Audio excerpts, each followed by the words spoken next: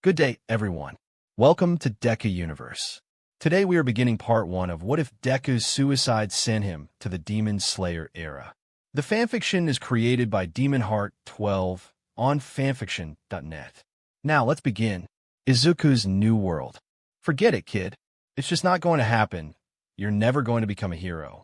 Those words that the quirk doctor used to crush Izuku's dreams back when he was 4 years old. From that moment forward, everyone looked at him like he was a plague. No one wanted to be near him. Everyone around him had a quirk, and he didn't. It was like being a human being in a field of monsters.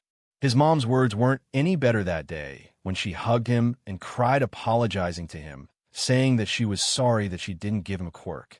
That day was the worst day of his life because between the doctor's words and his mother's words left him feeling empty on the inside. After that day, it was the beginning of Hell's Gates for Izuku. All the children around him looked at Izuku with disdain, but Izuku had hoped that his best friend Kakin would stick by his side. But that was a dream built in mirage, because Kakin changed drastically and began to treat Izuku like they weren't friends, beginning to call Izuku Deku for some reason. This itself was the beginning of years of countless torment on Kakin's hands and other people's hands, where Izuku was used as a quirk training dummy. No one tried to help him, even though he always tried to help everyone. So it's safe to say that Izuku grew up to have a personality so meek that a caterpillar can terrify him. An additional factor that didn't help Izuku's growth was how the adults treated him like some. They looked at him like he was a diseased good, always turning a blind eye to the harsh treatment that Izuku was being subjected to, giving Izuku a severe sense of distrust toward authority figures. Though through everything, Izuku remained hopeful because he still had a dream to become a hero. He wasn't going to allow other people to put him down, even if one of those people is his mother, who never had faith in Izuku's ability to become a hero, even if she didn't say it out loud. Izuku deep down knew he could be one, because the number hero himself said that anyone could be a hero. He looked up to All Might. Izuku dedicated his life to be, just like him, a person who can save other people with a smile. So, growing up, Izuku kept hanging on that dream like a lifeline in front of him to keep Izuku going even if the odds seemed against him. But little did Izuku know that the old saying, "Don't meet your heroes," was 100% absolutely correct.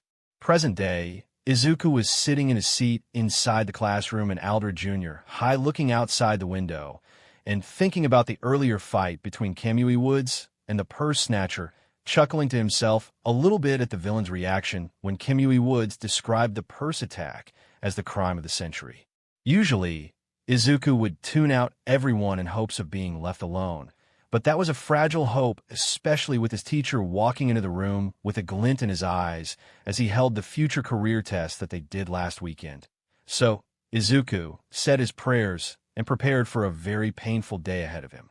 That glint meant one thing, which was that the teacher was going to do something to put a target on Izuku's back. The teacher smiled at the classroom and said, "I read all of your tests, and I read a lot of your hopes and dreams."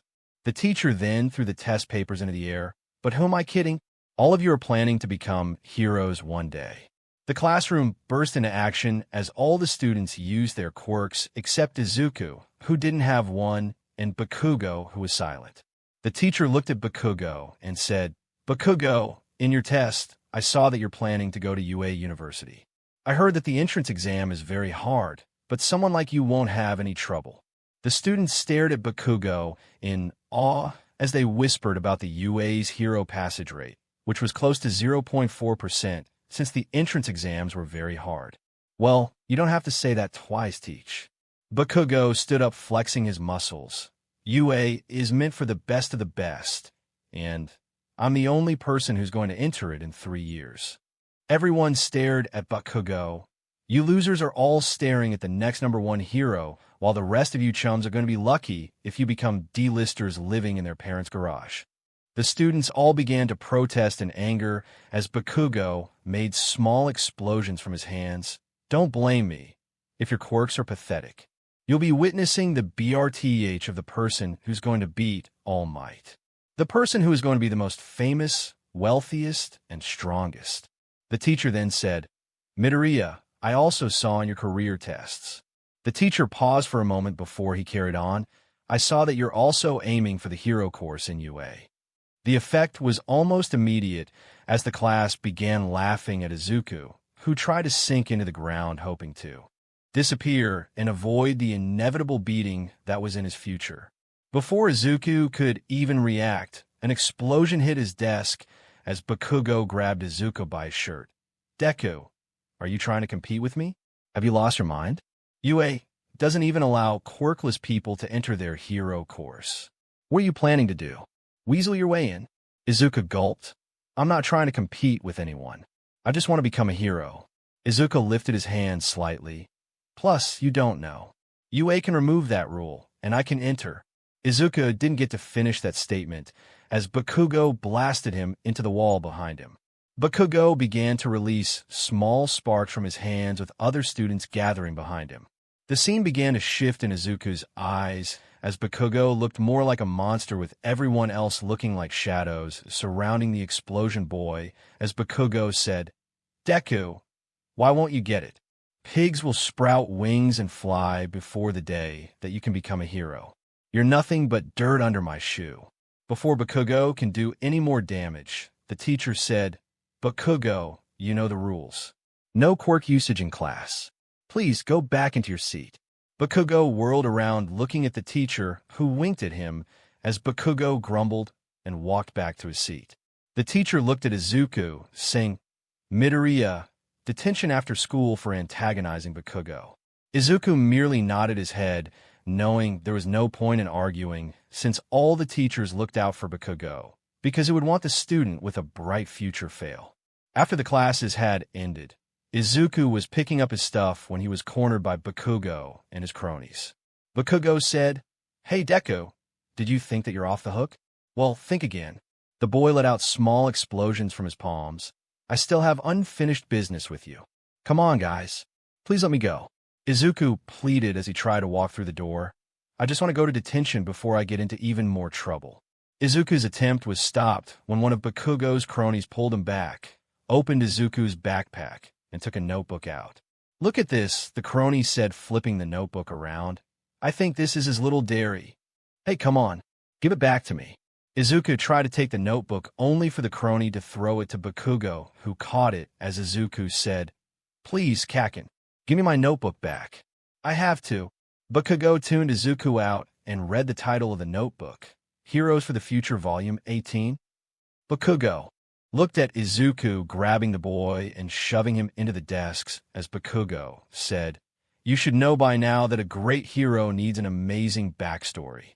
Kind of like the unknown hero who comes from the crappy unknown school. So I'll only say this once, Deku. Bakugo then burned the notebooks between his hands. If in 3 years I saw applying to UA, I'm going to burn you alive. Bakugo then threw the notebook from the window as Izuku looked outside the window, seeing that his notebook was now food for the fish. Bakugo then walked away saying, Hey Deku, I have some advice that will help you become a hero one day. Izuku looked at Bakugo, who glanced a little at the green-haired boy. Take a swan dive off the roof and hope for a quirk in your next life.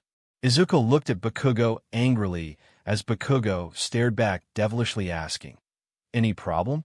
Izuku merely shook his head as he slid down the wall in defeat, with Bakugo finally leaving the room.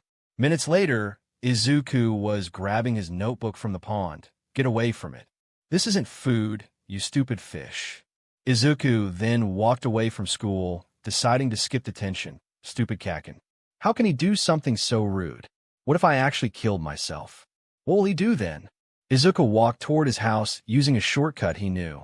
Izuku sighed at the sudden turn of events in his day and how it went from bad to worst in moments. As Izuku passed under a bridge, he heard a motion from a manhole, which made Izuku gulp as something began to emerge from it. Izuku took a few steps back as some form of sludge emerged from the manhole. The sludge then formed revealing eyes and a mouth as it looked at Izuku, a medium-sized suit. Could be better, but I'm in a hurry here, so I can't get to whine about a lot. Izuku tried to run away only for the sludge monster to send tentacles and wrap them around Izuku's body before pulling the boy back and engulfing Izuku in the sludge, with the sludge monster forcing his way into Izuku's mouth, saying, "Thanks for being my hero, kid. Don't worry about it. It will only take a couple of moments before you feel absolutely nothing." As Izuku began to feel the lack of oxygen got the better of him, he wondered if this was the end for him. In his last moments before losing consciousness, Izuku saw a very blurry vision of a girl asking him when they'd watched the sunrise together without any worry. Moments later, Izuku felt something tapping his cheek until the boy slowly opened his eyes and was greeted by a sight that made his skin crawl in excitement as Izuku yelled, "All Might! This can't be real. I must be dreaming." The boy blurted out as he stared at the number one hero. All Might then laughed. "But what you're seeing is true, young man." All Might flexed a bit, saying, "I am the symbol of peace, All Might." The man then bowed slightly. "I'm sorry for the inconvenience and the harm, young man. Usually, civilians don't get dragged into my fights, but our sludge friend proved to be very crafty. He used the sewage system to confuse me." Izuku didn't process most of those things, but only asked All Might, "Wait." The boy looked around in fear and confusion, as if an enemy would jump from the shadows. "Where is the villain?" All Might then lifted 2 bottles that contained the unconscious sludge villain. "Here he is." Izuku's eyes glowed. "This is so cool." He then tried to fish into his backpack for his notebook, as All Might laughed and asked Izuku, "Are you looking for this, young man?" The hero then presented Izuku with a notebook the boy was carrying with All Might's signature on it. "Oh my God," Izuku muttered before he began bowing profusely, thanking the hero, promising to value and cherish this signature in his family bloodline, as the hero chuckled slightly. All Might then declared, "Well, young man, it was a pleasure meeting you, but villains don't sleep, so neither do I." The hero prepared to leave, with Izuku looking at him in worry, since Izuku had something to ask All Might. The boy said, "Wait a minute. There's so many things I need." Seeing that the hero was planning to leave, Izuku clung to his pants to try and stop him, only for the hero to jump into the air, not noticing the boy clinging to his pants, or that the bottles containing the villain were about to slip. So Izuku gathered all courage and grabbed them before they fly. All Might then muttered, "I don't know why, but for some reason, I feel a bit heavier than usual." Izuku then yelled, "That's because I'm stuck to your leg." All Might looked down at Izuku, whose face looked like it was being stretched by the air. The hero tried to get Izuku off him, but Izuku then pointed out that if All Might kicks him off, Izuku will fall to his death. All Might sighed, "Right, so hold on, young man." The hero then landed on a nearby building as he looked at Izuku, who was catching his breath in gulps of unfiltered fear. "Young man, that was the most terrifying thing I ever did in my life," Izuku said before looking at All Might and lowering his head. "Yes, All Might, sir." The hero shook his head. "Young man, what you did today was extremely reckless. You could have hurt yourself. Look, I know that you saw the number one hero, but that still isn't an excuse for you to put yourself in harm's way. If I didn't notice you, you could have fallen off me at some point, and I guarantee that the result wouldn't have been pretty." "I know," Izuku said in shame, but he then handed All Might the sludge villain's bottles. "But I saw those almost fall from your pants, so I suppose this is a silver lining." All Might stared at the bottles for a bit before sighing. "In that case, thank you." All Might took the 2 bottles and tucked them into his front pocket, saying, "Here, this will make sure they won't fall." He then turned to Izuku. "Now, young man, knock on the door, and I'm sure someone will let you down, but I have to go." All Might readied himself to leap. Izuku then waved his hands. "Wait, sir. I need to ask you a question. You can't just leave yet." All Might shook his head. "I'm sorry, but I can't. I'm on a tight schedule here, and I can." All Might was cut off by Izuku, who bowed and said, "Can someone quirkless become a hero?" All Might's eyes widened as he muttered, "Quirkless." The man suddenly felt a pain in his side as steam began to rise from his body. All Might mentally groaned. "Seriously? Right now, of all times? I always want to be a hero like you. Someone who can save people with a smile." Izuku began a passionate speech about his love for heroics. "I am quirkless, but I don't let that make me feel down because I always looked up to you. So do you think that someone like me?" Izuku stopped dead in his tracks as he looked at All Might covered in steam before the man exploded, leaving someone or something in his wake. As the steam cleared, Izuku was shell-shocked for lack of a better term, because standing in front was no longer All Might, but some skeletal man wearing All Might's clothes. Izuku took a step back. "What's happening here?" All Might then said, "Calm down, young man." The deflated hero waved with his hands. "This is still me. All me GRKH." The man stopped mid-speech, spitting out BLD, as Izuku took a few steps. Izuku said, "This is impossible.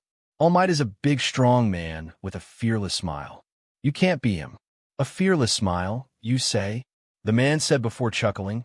"Oh, believe me, young man, there's a lot of fear beneath this smile. Now listen here, young man." All Might faced Izuku. "Don't go around telling your friends about this. This is the real me, kid." He lifted his shirt, revealing a ghastly wound on his side. 2 years ago, I went into a huge fight with a villain, and let's just say that person didn't let me off easily and gave me the love tap of a lifetime. That villain managed to destroy my stomach and one of my lungs, and because of that, I'm slowly wasting away. My hero time has been reduced to a mere 8 hours a day. Honestly, I didn't expect my cover to be blown now, but looking back at it, I did overwork myself yesterday, only to do the same today, so... Izuku hummed. Okay. You're saying this happened 2 years ago." All Might nodded as Izuku carried on, "But the only major fight you had was Toxic Chainsaw, and he didn't leave a scratch on back then." Izuku tilted his head in confusion, trying to connect the dots. "You know your stuff, kid." All Might chuckled, "But you're right. That little punk didn't leave a scratch. If anything, he needed teeth implants after I was finished with him, but the person I fought was someone so deadly that the fight was off-grid. In other words, not available for the public." All Might then ran his hand through his hair. "So now about your question, young." Izuku quickly replied, "Midoriya, sir." "Izuku Midoriya." All Might nodded. "Right, Izuku Midoriya. You asked me if someone quirkless can be a hero, right?" Izuku nodded rapidly, as All Might seemed to contemplate what to say next before speaking. "Young Midoriya, a symbol of peace, can't be daunted by evil no matter the circumstances. A true hero should be always ready to face danger, so that's why I smile in the face of danger, because deep down, I'm afraid like everyone else, but the smile helps push the fear away." All Might then stopped for a bit before saying, "As for your question, I'm sorry, but you can never be a hero. Someone powerless would be an easy target for the villains. You just aren't prepared." Izuku stared dumbly as dread washed over him. He heard All Might's answer, but he couldn't believe it, because wasn't this the same man who would go on television and say to the public that anyone could be a hero? Why is he now saying the opposite of his own speech and dialogue? If you're interested in helping people, you could be a firefighter, doctor, or policeman, All Might suggested as he stood and headed to the door. Sure, they all get a lot of CRP for cleaning after heroes, but they are still a respectable profession. It's nice to dream, kid, but make sure your dreams are realistic and within reach. And with those final words, All Might left the roof. Izuku just stood there. For some reason, he didn't feel sad. He didn't feel angry. He just felt hollow, like all his will to live was drained. For years, Izuku had held to All Might's words like it was holy texture from the sky itself. But now, he felt hollow, like someone had taken dreams, torn them up, stomped on them, spat on them, before setting them on fire for safe measure. And this was what All Might did right now. All the abuse, the bullying, the bad treatment, the blows, the taunting, the quirk abuse, the names, the looks of contempt and disdain, the sabotage for everything he did, the disregard for his well-being, and the beatings came back rushing at him full force. He felt his mind snap in pain and agony as he let out a gut-wrenching scream of frustration before slumping in defeat. Realistic. All Might told him to be realistic, but Izuku was realistic. No job except heroism would open up for someone quirkless. Why take a quirkless doctor when there's someone with a suitable quirk? What's the point of a quirkless policeman when some police with a suitable quirk filled his place? Everything Izuku searched through required a quirk in the job application, except heroism for some reason didn't require one, because some quirks are so obscure or circumstantial that it was borderline quirkless. So all in all, Izuku was realistic. Izuku sniffed as he remembered Katsuki's words earlier that day. They ran in his ears like a cursed rhythm as they ate Izuku from the inside out. If you want to be a hero, take a swan dive off the roof and pray to have a quirk in your next life. Izuku sat there. For the first time in his life, Izuku contemplated if he should end this all. If it's time to end that charade that said his life meant anything because it didn't. No one would miss him except his mom, and even she would eventually move on with her life. He had no future outside dead-end jobs that pay no respect, getting killed by a villain, and the final option, killing himself. So, if his life was going to be hell, he'd at least go out on his own terms, not someone else's. Taking a piece of paper from his bag, Izuku began to write his suicide note. He wrote all his frustrations into this letter, blaming everyone who had ever wronged him or looked wrong in his general direction, with Bakugo being at the top of this list, as Izuku described how the boy made Izuku's life a living hell, followed by his teachers and classmates who abused Izuku at every moment they could do it. And finally, at the bottom of the list was All Might, as Izuku called him out for being a hypocrite and a liar for saying stuff he doesn't actually mean. Izuku finally wrote a gentle note of appreciation for his mother as he prepared himself to take the dive of fate. Hearing movement coming to the roof, Izuku used his gherkin to tie the handle of the door to prevent anyone from stopping him as he heard a male voice asking if someone was there. Taking off his shoes, Izuku put the letter under one of the shoes as he walked toward the railing and climbed over it. He looked down at the street as the people began to slowly gather, with some of them taking out their phones to record. Knowing it was now or never, Izuku let go of himself and allowed himself to fall toward the ground. As Izuku sailed down toward the ground, he felt like time was stretching around him as he wondered why was it taking so long. As for the briefest of moments, he thought about how sad his mother would be after hearing about this. But she'll move on and have a life for once instead of stressing over him. Izuku's final thought, as he hit the pavement, was feeling happy that his mother would be free of his burden as he mentally said, "Thank you, Mom. Thank you for loving me." And then, crunch! Izuku hit the pavement with an audible crack as the boy felt all the bones in his body get annihilated from the crash against the ground. But worst of all, he was still alive. He was in complete agony as he felt how his bones were groaning in pain and how some of his organs were punctured by his ribs. Izuku's thoughts were a haze as he chuckled bitterly to himself that even in killing himself, he failed and was now withering in agony. Maybe Bakugo was right. Maybe I'm just a Deku. Izuku thought as unconsciousness began to seep in. Before unconsciousness could claim him, Izuku heard some ruckus, but he couldn't tell what. It seemed like someone was talking to him, but everything he was hearing right now felt like static in his ears, so he wasn't exactly understanding anything right now. Suddenly, someone grabbed Izuku and jerked his head upward, forcing Izuku to look into two bright orbs as he heard a masculine voice say, "This will keep you alive, Midoriya." And with that, Izuku's mind began to swirl as he finally gave to unconsciousness.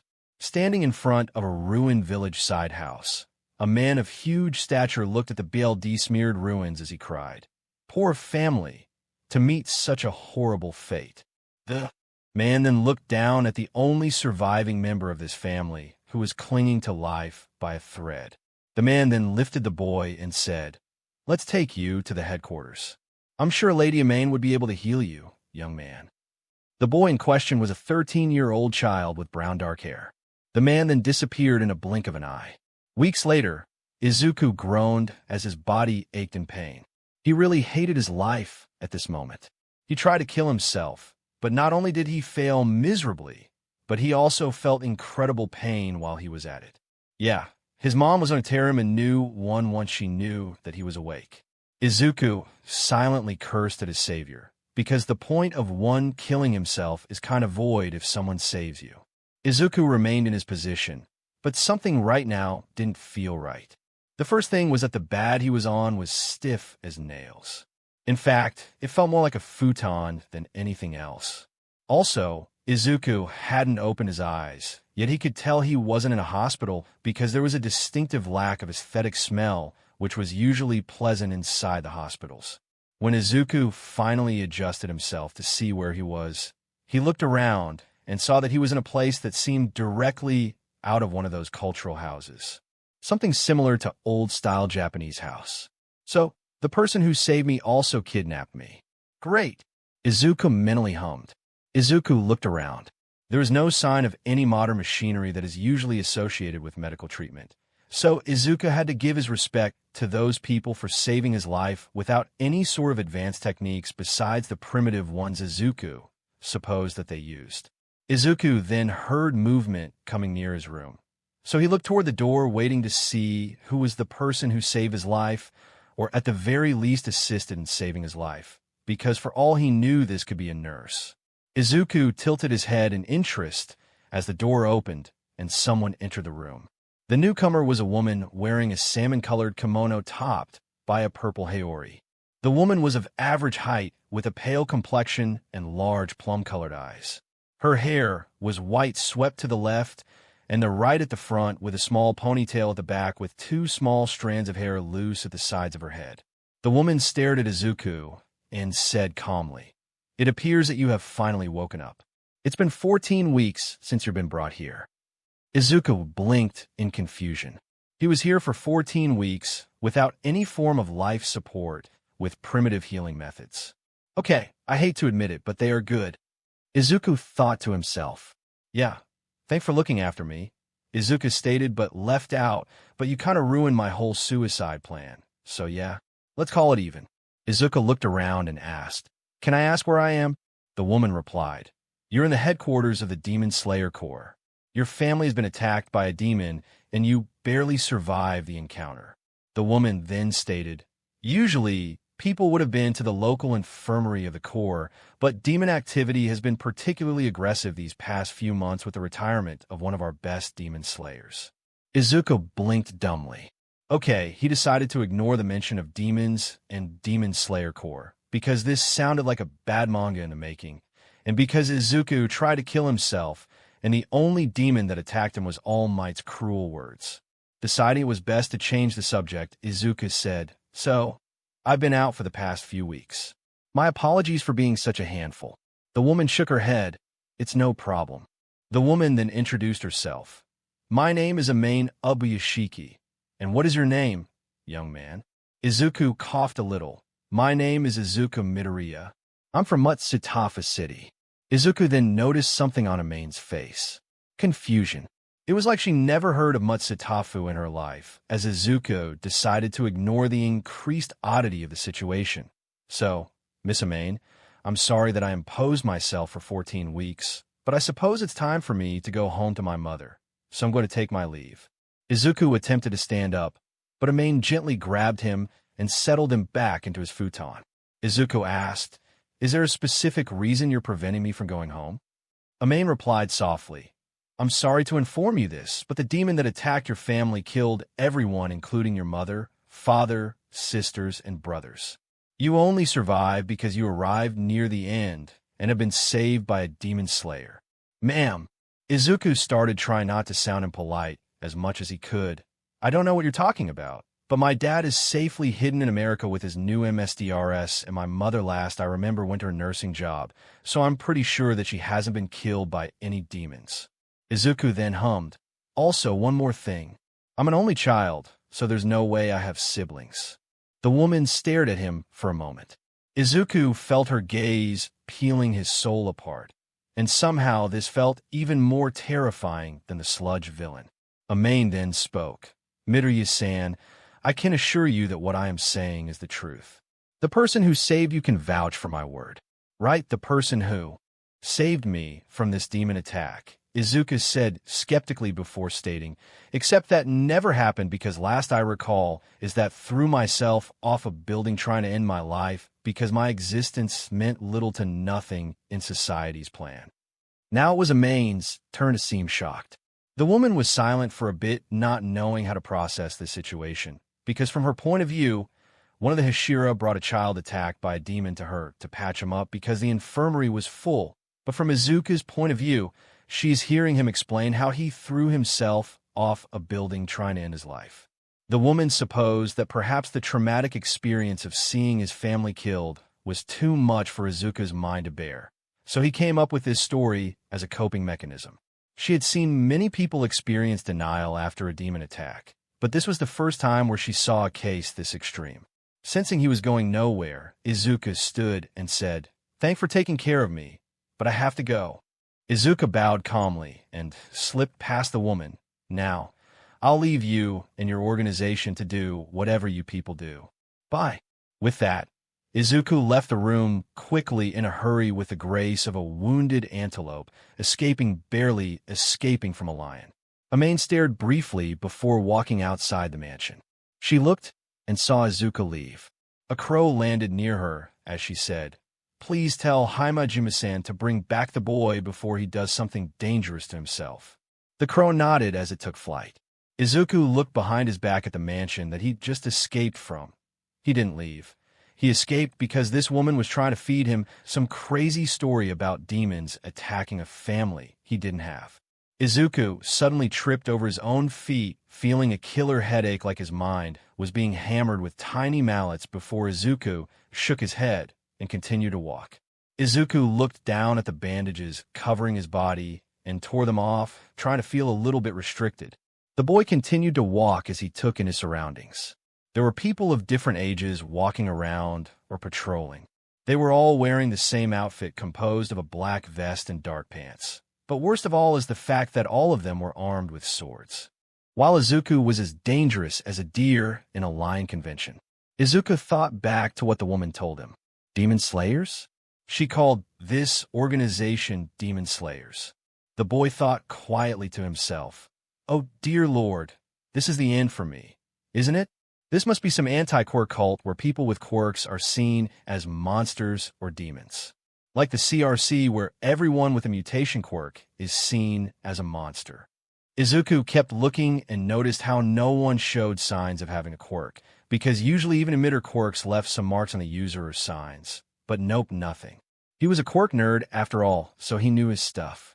Is this some kind of quirkless cult of killers? The idea seemed a novelty for Izuku, but at the same time, he didn't want to stick around to see if his suspicions were true or not, because either way, it wasn't going to end in his favor. Izuku then felt a sharp pain in his chest and looked down at his wounds. He saw that they started to bleed. Okay, so maybe ripping off the bandages wasn't the smartest idea in the world. Something then caught his eyes. The wounds on his chest seemed like claw marks, as if something tried to rip him apart. This didn't make any sense since the injuries he had didn't correspond to the injuries of someone who tried to off himself, but someone attacked by an animal.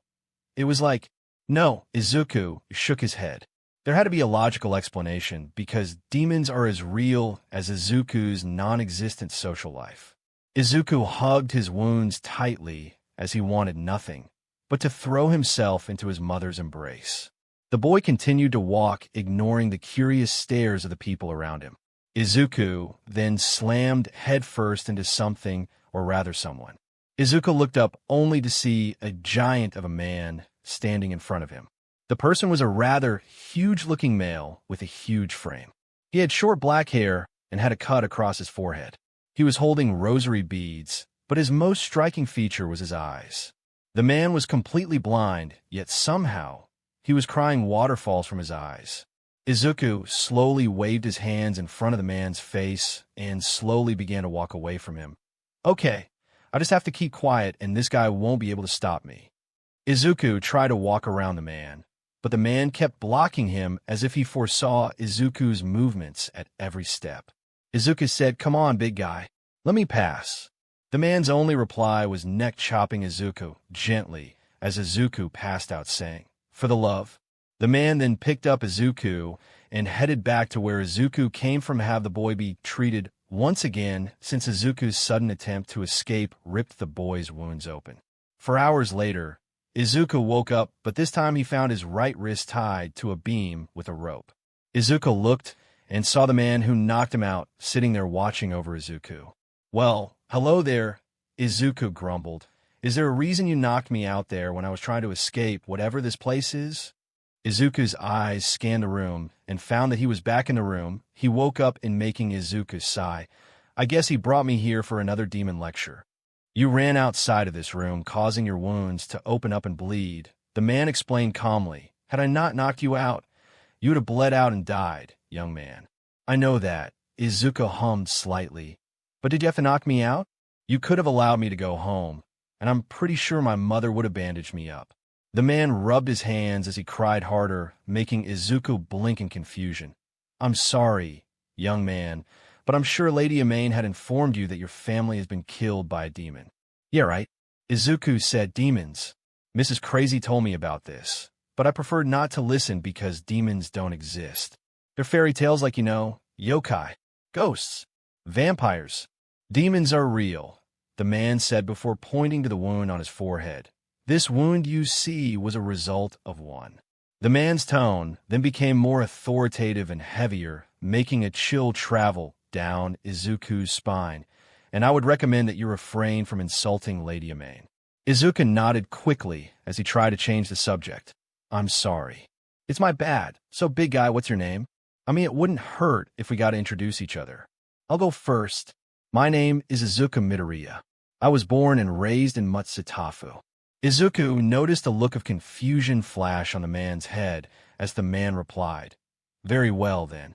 My name is Himejima Jyomi-ai. Izuku nodded, but Jyomi-ai then asked, Midoriya-san, I must ask you. Izuku looked at him. Where is this Matsutafu that you speak of? I traveled all over Japan fighting demons and never heard of it. Near Tokyo, Jyomi-san. Izuku said only to see Jyomi-ai's expression get confused even further. It was like what happened with Amain earlier when she asked him about Matsutafu. Either these people are the greatest liars in the world, or there's something else going on here, and Izuku didn't know what option honestly felt worse. Suddenly the door of the room opened.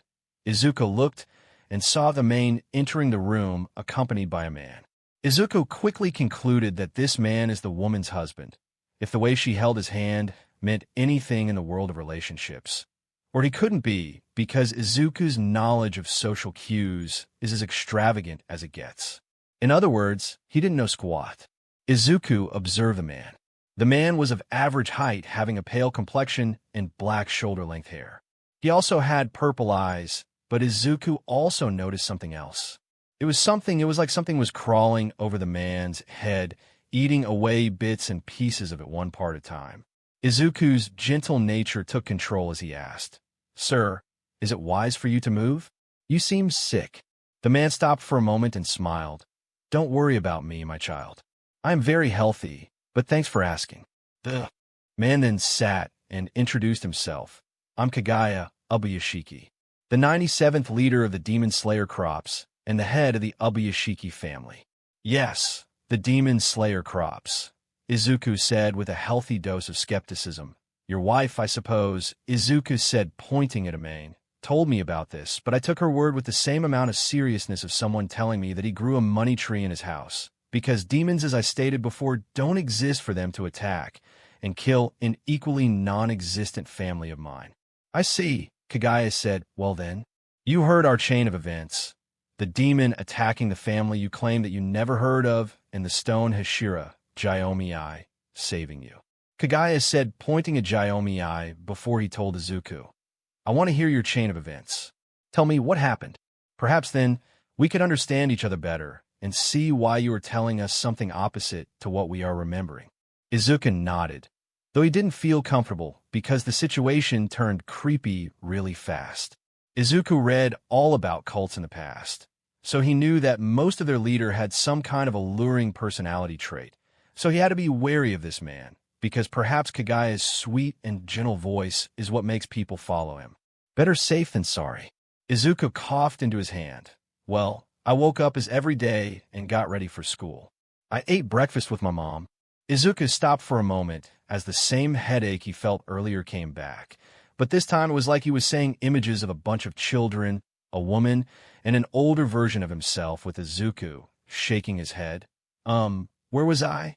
Izuku hummed for a moment. Right, school. I went there and took my seat, trying to be as invisible as possible, because if I didn't, everyone was going to beat me up with their quirks for simply existing. Amain opened her mouth slightly to ask something, but Kagaya said, let's hear the end of the story first, and then we'll go in to ask him questions. The woman nodded, and so did Jaomi-ai. Izuku said, okay, anyway. The teacher came in and declared our career exam tests. And, of course, he just had to tell the entire class I wanted to enter UA University's hero course. So, to no one's surprise, I got beat up by my best friend for daring to have dreams of my own. But no, he didn't stop there, because once school was over, he came back and beat me ever more. Almost set me on fire with his explosion quirk. And, as if to add insult to injury, he told me that if you want to be a hero so badly, you should take a swan. Dive off the roof, and pray to have a quirk in your next life before leaving. Izuku scanned their reactions, but he only found confusion on Amane's and Jaomi-ai's faces and contemplation on Kagaya's face, as if he was trying to analyze Izuku's words. Anyway, I decided that I had enough Moronism for one day. So, I went through a shortcut only to have a human slime monster try to hijack my body to escape capture, but just as it looked bleak, the #1 hero saved my life. I was so excited that I finally met my idol, only for said idol to turn out to be nothing but a grim reaper reject who apparently talks cheap and spews a whole lot of bullshit for young people only to keep his popularity up. Izuku finished his story in a happy tone that masked the venomous presence of 1,000 hissing cobras. So, once the #1 hero of Japan crushed my dreams, since someone quirkless and useless like me can't be a hero, I decided since no one cared about my life, why should I? I wrote a suicide note and took that recommended swan dive, and the last thing I saw before blacking out were 2 glowing orbs only to wake her. Izuku said, pointing at Amane, telling me demons are real, and I also suppose at this point that the sky is green like my hair and the water is golden. Kagaya hummed.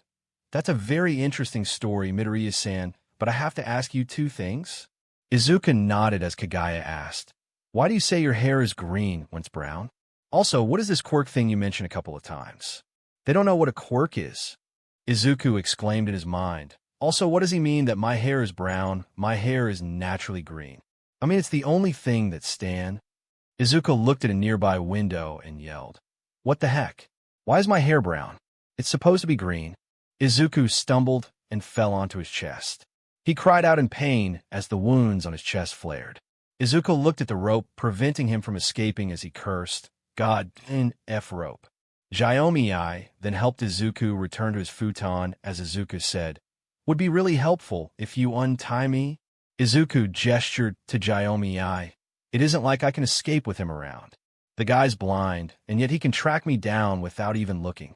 Jaomi-ai nodded as he untied Izuku, who said thanks. Izuku then looked at the 3. Okay, that's enough. What kind of show are you pulling here? How the hell did you turn my green hair into brown? Is this some kind of quirk? Please calm down, Midoriya-san.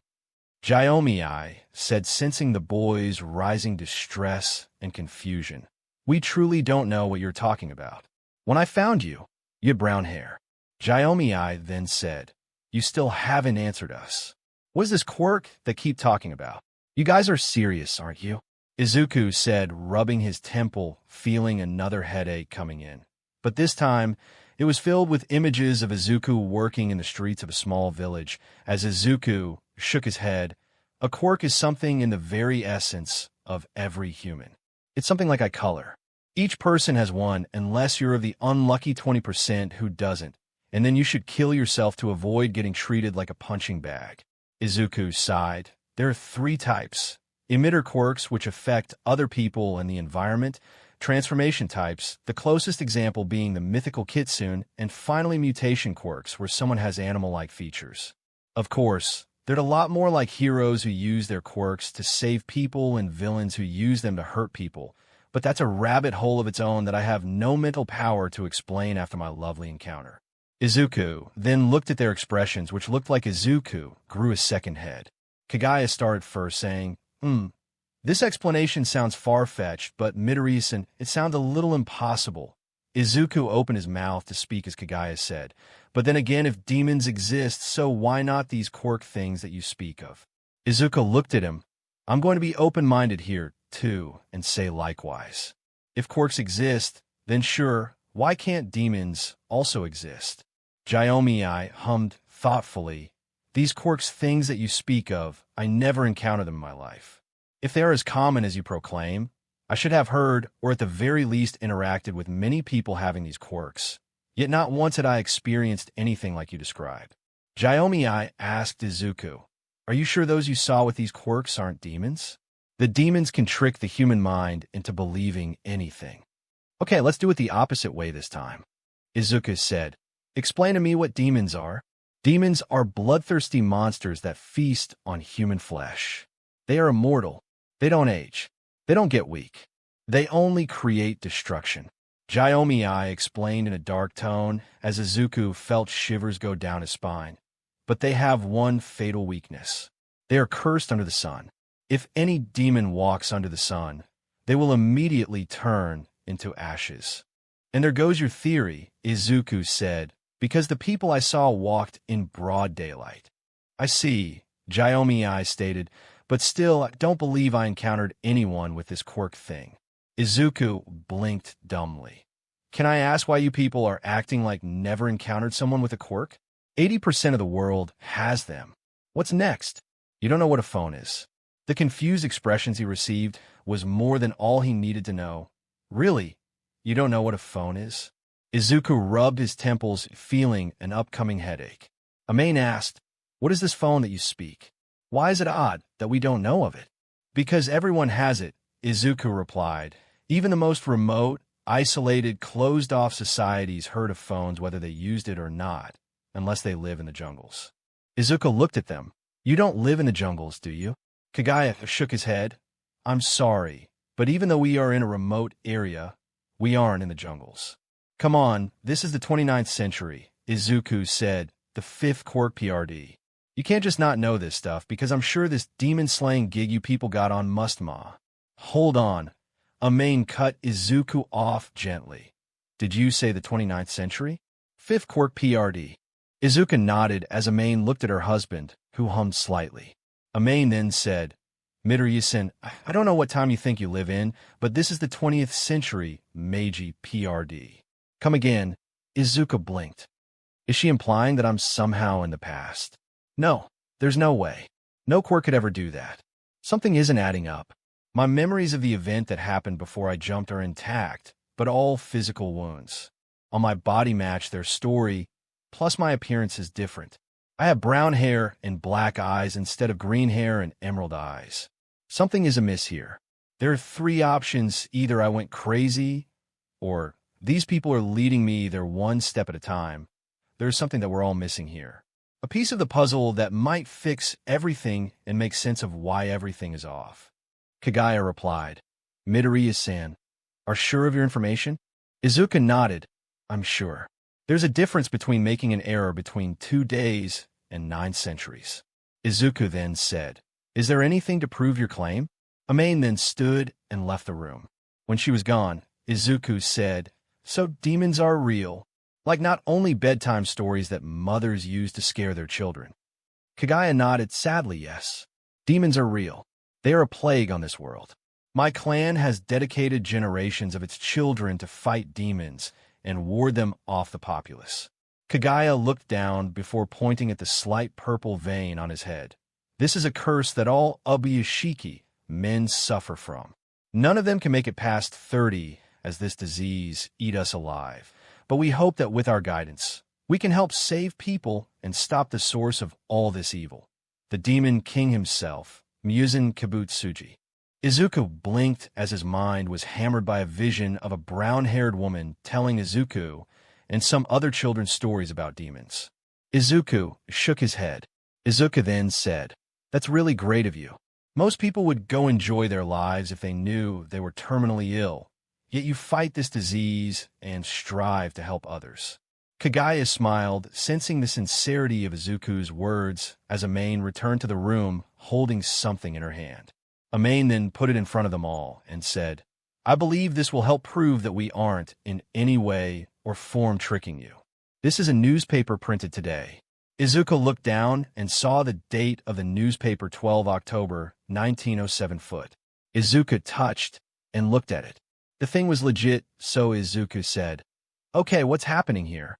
Kagaya then said, "Midoriya-san, I believe that I have a couple of logical explanations for the discrepancy in both of our accounts. It would explain these quirks you speak of. Izuku looked at Kagaya and said, I'm listening. I hope this explains what is happening, because I just woke up from a 14-week hibernation, and now I found out that I'm in a time that is near the end of the Meiji era. Izuku rubbed his temples. This is too much information for one person to process. Kagaya nodded in an understanding manner as Izuku, Amain, and Jiomi looked at him, waiting for his explanation. Tashio Era's secret. Izuku jumps from nowhere saying, Hello, guys. Welcome to the very first Tashio Era's secret. Izuku then said, Let's start with something small. Izuku then pointed to himself. Did you know that the color of my hair in my previous life was brown, not green? The reason I got green hair in the present time is due to my grandfather on my mother's side who had curly green hair like me. Izuku then waved saying, Goodbye, everyone, adjusting to the new reality. Izuku looked at Kagaya. The man began his explanation. I mostly have two theories that would explain your experience, Midoriya-kun. Both of them, as I said previously, are quite logical. The first is the world that you claim to come from is nothing but a figment of your imagination, something that your mind created to help you cope with the loss of your family, or perhaps your guilt torturing for the perceived failure in protecting your family. Izuku blinked in confusion and shock.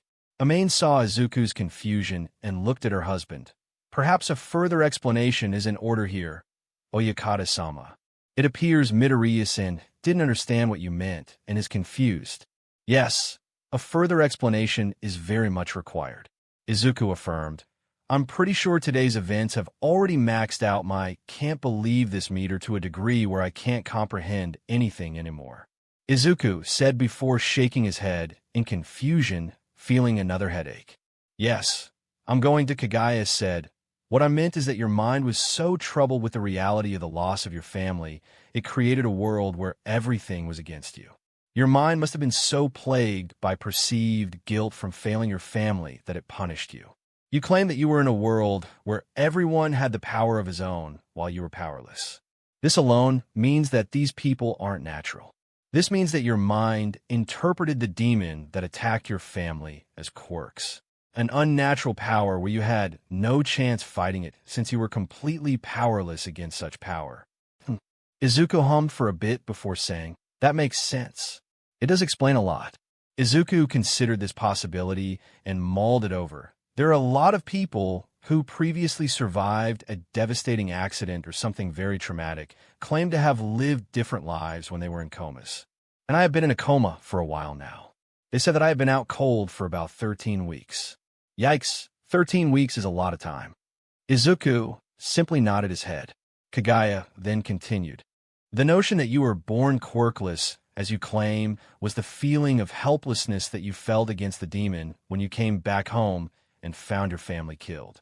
The entire world treating you as something less than human must have been you feeling guilty over surviving and not being there for your family. Kagaya's words resounded with Izuku. Survivor's guilt. Izuku whispered to himself. His explanation makes a lot of sense, but something still doesn't add up, which is why heroes existed. If my mind was projecting a world where quirks are evil, then why were there heroes? It would have made a lot of sense if all quirk users were villains. Izuku then asked, If what you're saying is true, then why there were many heroes in my world? Simple. It represented an unreachable dream. Kagaya explained, Your family's death and your deep-seated hope of saving them created those heroes. You were, according to you, a quirkless child hoping to reach an impossible dream with everything being pinned against you. Your hope to become a hero in that world was nothing but a front for your real longing, which was to protect your family and save them, something that was nearly impossible in your situation since you couldn't bring back what was already gone. This dream of yours might have just been a desperate cry for someone who lost everything. Izuku rubbed his chin. Okay, I agree with you. What you said is logical and has a scientific basis to it. Izuku scratched his head. Well, if that's true, the only monsters I have to worry about are man-eating demons, not some explosive megalomaniac classmate of mine. As soon as Izuku said the words out loud, he froze a little Now that I said it out loud, it doesn't sound as good as it appeared inside my head. Izuku sighed. This is just one big nightmare. No matter what world is the real one. Izuku hugged his knees as another headache slammed against his mind, showing him a vision of himself going around and selling food from village to village. I suppose it is, isn't it? Kagaya said with a gentle smile. Nonetheless, this was still the first theory. There's a second one that corresponds more with the world that you came from, and it's... Kagaya paused for a moment and then said, unique properties. Izuku crossed his arms and said, well, this should be interesting, but given how reasonable the first one was, I doubt that the second would be anything less than logical and clear. The second theory is that the world that you're experiencing right now is the imaginary one. Kagaya explained, leaving a silence in the room so dense that one could hear a pin drop. Izuku, Amain, and Jyomi looked at each other in total confusion as Kagaya said, it appears that my second explanation might have come a little outlandish, but is based on the properties and the features of the world that you told me. It also aligns with the timeline that you told me. Amain then asked, Oyakasama, it would help if you would go into deeper details because you lost all of us here. Jyomi nodded in confirmation, while Izuku was gently tapping his hand. Kagaya then said, I meant that you said that the last thing you saw, or at least in your state after committing suicide according to your account, was someone seeking you out and he tried to help you. You also said that the person's eyes glowed before you woke up here. So, my second theory, based on your explanation, is that what you're experiencing right now is the effects of a quirk. Perhaps one that makes someone experience a previous life.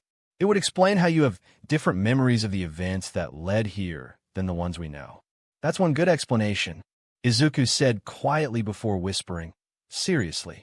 Izuku then asked, based on how quirks work, it isn't out of the realm of possibility of such a quirk that makes someone experience their previous life, but how do we know this isn't some post-death hallucination? Izuku hummed. I mean, this could just be some kind of coma dream. You're right, Midoriya-kun. Kagaya confirmed, there is no guarantee that this is a previous life, but the evidence does point otherwise. The mere fact that your account points to someone knowing who you are and recognizing you is a sign of someone who had a previous association with you. Kagaya's expression was calm as ever as Izuku, Amain, and Jyomi were processing what he just said. Izuku was mostly reviewing the man's words, trying to find something to refute them, but they were so ironclad that he couldn't find an inconsistency in them.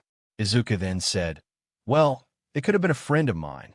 Izuku then stopped and his face fell. Right, I'm a social reject. I told you that. Izuku then dipped his head. I don't have friends. Kagaya smiled softly at Izuku. Don't feel bad, Midoriya-kun. Izuku for some reason felt better. Now, I wanted to ask you something. Why every couple of seconds you clutch your head like you're experiencing continuous headaches? Izuku went stiff for a moment as Kagaya said, care to tell us what you're seeing when your head is in pain, Midoriya-kun? Well, to be honest, Izuku rubbed his shoulder awkwardly. I'm kind of seeing visions of a second family. I mean like an older woman and a man with myself, and a couple of children. I see, Kagaya said. This also supports my theory because you're seeing memories of the family you were part of in your previous life. Izuku went still as he hummed in consideration. Okay, that's very logical. But how are we having this very conversation if this is just some replay of my previous life? Izuku asked, this just doesn't make sense. How come I know of the future? It's because your present consciousness was sent into a replay of your previous life, Kagaya explained. You still remember everything of your present life, but now you're in a coma-like state while reliving your previous life. Everything here is a recreation of how you remembered your first life before being reincarnated. Izuku stared hard and said, okay, that makes sense. Okay, but how are we having this conversation? Izuku wondered. I'm sure if this was my previous life, I'm sure that this conversation didn't happen in it. Izuku looked at Kagaya, who nodded his head. The answer is very simple. Kagaya said, this whole conversation didn't happen in your previous life, but given your mind might be adjusting to the new reality. So this conversation is just a case where your mind is projecting how you would have expected us to act and react in real life. Okay. So basically, you're saying this conversation is just a hypothetical expectation of how my mind would have expected all of you three to react to my words, Izuku said. Well, I suppose the second explanation makes sense, because from what I recall, the man who I last saw said that this is the best way to save my life. So good. Izuku then said, okay, but for someone who is saying that he is nothing but a feint of memory in the mind of some teen who's in a coma, you sure seem at peace with this. Izuku looked at Amain and Jiaomei, who seemed a little bit unsure, but those two seemed to have the perfect reaction for such a mind-blowing revelation. I don't blame them for it honestly, but still these two explanations have a lot of logic behind them, but I honestly don't which one is worse. Worse? Jiaomei asked, rubbing his hands in a silent prayer. I suppose I can see your point of view. Both theories have you in unfavorable positions and situations. Yes, they do, Izuku said, getting used to this whole new situation. On one hand, 14 years of life might have been nothing but a fantasy of my mind, while the second one suggests that I'm in a coma, reliving my previous life, as doctors try to save my life, only to be forced back into my previous life of being everyone's mop regularly. Izuku sighed in desperation. Well, that's sad. As for your first question, Midoriya-kun, I'm just at peace with the point that I will at some point die. So the fact that I might be a memory of who I used to be doesn't bother. Kagaya smiled. Also, the world you describe doesn't contain or have demons in it, so it means that the mission of the Demon Slayer Corps has been fulfilled, and that couldn't have made me happier. Well, I suppose if you believe in the second case, I can assure you that there are no reports of people being eaten alive since that nutcase moonfish was caught. Amain looked at Izuku, who said he was a cannibal that was caught 5 years ago, but then managed to escape and went into hiding. He was never heard from again. Izuku leaned back into his futon. Well, anyway, what's going to happen to me now? I suppose you people aren't going to give a bill of health and allow me to go find my place in the world. Your assumption is correct, Midoriya-kun. Jiaomei said, our organization is a secret, so even if we were 100% sure that you wouldn't tell anyone, mistakes can still happen. You might spill up accidentally during a conversation, and if the word spreads out that man-eating demons are real, it will cause a real panic among the people. Yeah, I suppose much, Izuku said, trying to surpass the new headache of a vision with Izuku playing with a couple of younger children. These previous life memories, or whatever they are making my head thump like someone is using a drum on it. Izuku sighed in desperation, running a hand through his face. Yesterday, my biggest worry was to make it to school without being used as a human lab rat by some backward-thinking moron. But now, man-eating demons and secret societies just take the cake. It is a bit overwhelming, Midoriya Kagaya said, but you're looking at the negatives and not the positives. You're not trying to see the good that can come out of your predicament. What are the positives of being in a man-eating demon world? I fail to see them, Izuku retorted.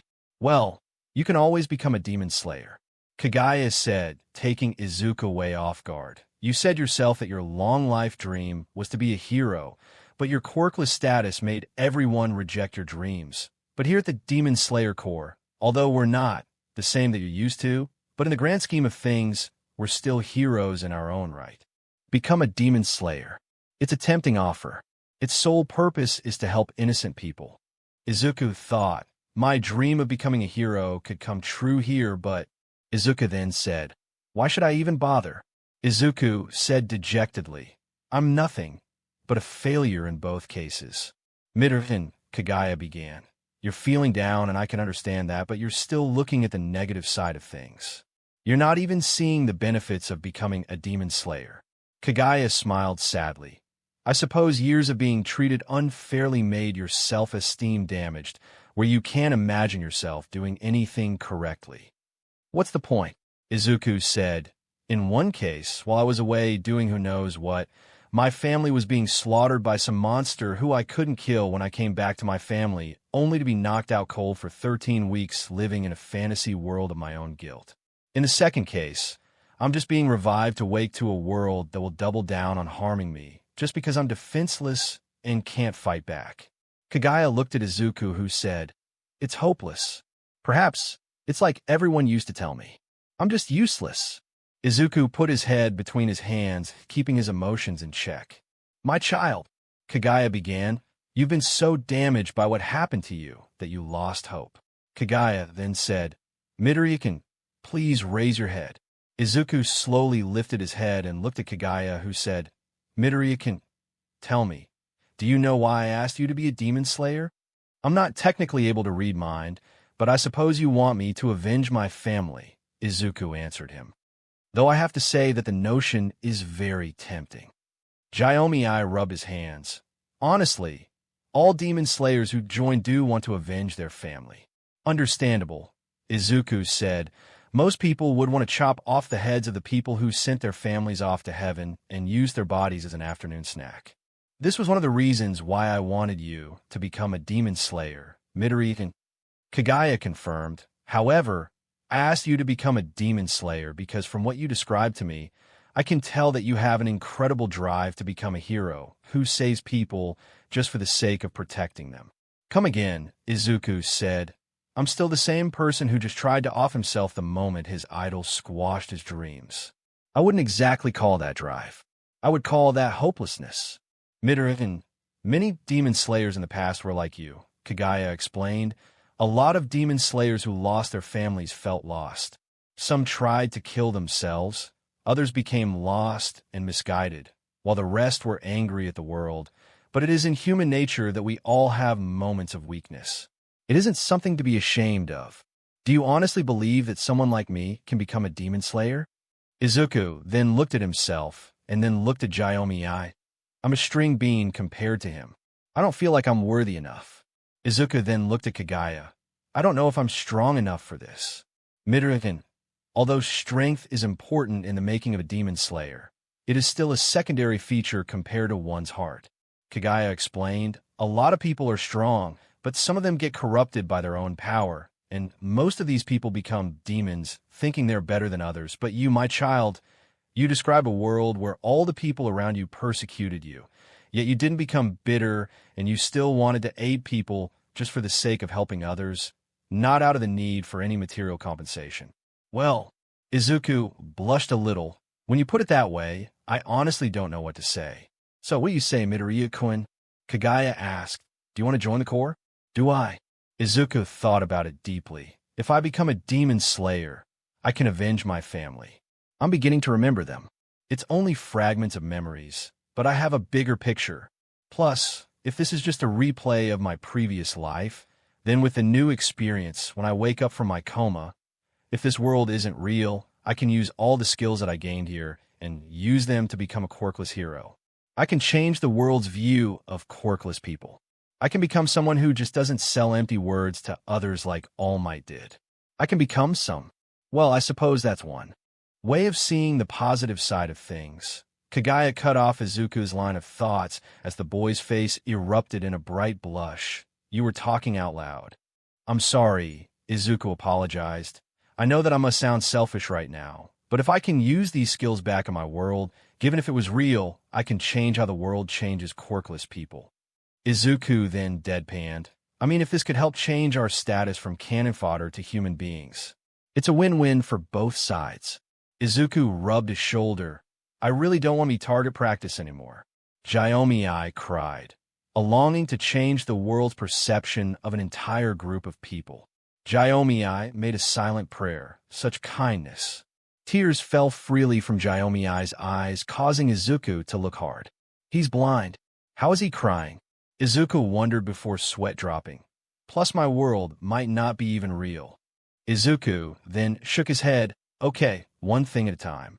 Let's focus on this demon slayer thing." Izuku then remembered.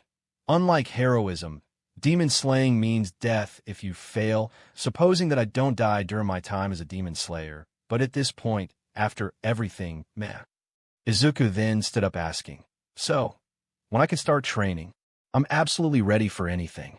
Izuku quickly regretted his choices as a terrible pain spread through his chest. Amain shook her in disappointment, because Izuku had reopened his wounds for a second time that day, since he woke up with the woman gently forcing Izuku to lie back into his futon. Kagaya smiled. For now, get better, Midoriya-kun. Your wounds are still fresh, and I don't want you to be injured again, because Jiomi-Ai's training can come off as torture sometimes. Izuku looked at Jiomi-Ai, who nodded and said, I will help Midoriya-san get in shape to become a demon slayer. Rest for now, Midoriya-san. Amain said, I'll go bring the medical supplies to fix up your wounds again. The woman stood up. Though this time, I hope that you don't open your wounds again. Izuku nodded furiously. Kagaya, Amain, and Jiomi-Ai left the room, with Izuku blushing furiously as it finally hit him that a woman saw his upper body bare, causing him to blush furiously. Outside the room, Amain asked Kagaya, Do you truly believe his story, Oyakata-sama? Yes, I do believe him, Kagaya replied. It doesn't strike me as a lair or an attention seeker. I don't know, Oyakata-sama, Jiomi-Ai said. I do support the idea that the world that he claims he came from is nothing but a manifestation of his guilt. The thought that the future might be one full of demon-like powers seems unfathomable. Also, the thought that this reality is nothing but a replay of Midoriya's previous life seems equally unfathomable. I suppose it does, doesn't it? Kagaya said. But if we were to tell someone on the streets of Tokyo that we are a society of secret swordsmen who fight demons for a living, I'm sure they will have the same reaction that you are experiencing right now. So, you believe that this might not be real? Amain asked. That we're all might not be even real. I think you're focusing so much on this part, Kagaya said. Whether we're alive or not, it's not important. What is important is that we focus on our fight. You're right, Oyakata-san, Jiomi-Ai said. I'll do my best to help Midoriya-san become a good demon slayer. Thank you, Jiomi-Ai, Kagaya said with a smile. I don't know what world might be the real one, but I do know that someone like Midoriya will be a great asset in our fight against the demons. I could feel a great change on the horizon. After that day, Izuku had to wait for about 6 weeks before he was allowed to train. During that time, Izuku's wounds slowly began to heal as Lady Amain checked on him in the Demon Slayer Corps' headquarters where all the Hashira met, which made Izuku more embarrassed. After Izuku's wounds were finally healed, Izuku was guided by a crow of all things to Jiomi-Ai's mansion, since all Hashira have a mansion of their own. It took Izuku 1 hour to reach Jiomi-Ai's mansion, or to be more specific, to reach the bottom of the road that leads to the man's mansion. Izuku looked up at the path and gulped. That's one heck of home. Izuku began his trek to reach the man's house, because Jiomi-Ai's house was located on the slopes of F Mountain, which meant Izuku's lungs will be quite shredded before he even reaches the training point. It took Izuku about 2 hours before he finally managed to reach Jiomi-Ai's mansion. When Izuku reached the place, he was so out of breath that he almost fell face first into the ground. But he caught himself and forced himself to walk toward the mansion, where Izuku said, Wow. Jiomi-Ai's mansion was humble, to say the least, but it also suited his theme. The mansion was small, a house suited for a fasting monk on the top of a mountain with a waterfall near it. Add to that, there were a couple of huge boulders that were littered around the place. Finally, there were huge logs stacked neatly on each other and a spot on the ground where coals are gathered. Well, this place is something, Izuku commented and walked forward. Jiomi-Ai-san, I'm here. Izuku suddenly felt a gust of wind behind him. You're finally here, Midoriya-san. Izuku turned around and saw Jiomi-Ai standing behind him with a stoic face. Let's start your training. Izuku blinked in confusion. When did he arrive here? In fact, how did he move so fast? I didn't even see him arrive. It was like a gust of wind, and he was suddenly here. Izuku shook his head. So, what are we training first, Himejima-san? Swordsmanship or something else? Izuku was so excited about this, but he kept himself calm. Jiomi-Ai said, something like that. It will help you MSTR the concepts of demon slaying, but for now, we'll focus on training your body because you're too skinny, Midoriya-san. Someone like you won't last an hour if you fought demons. Jiomi-Ai clasped his hands.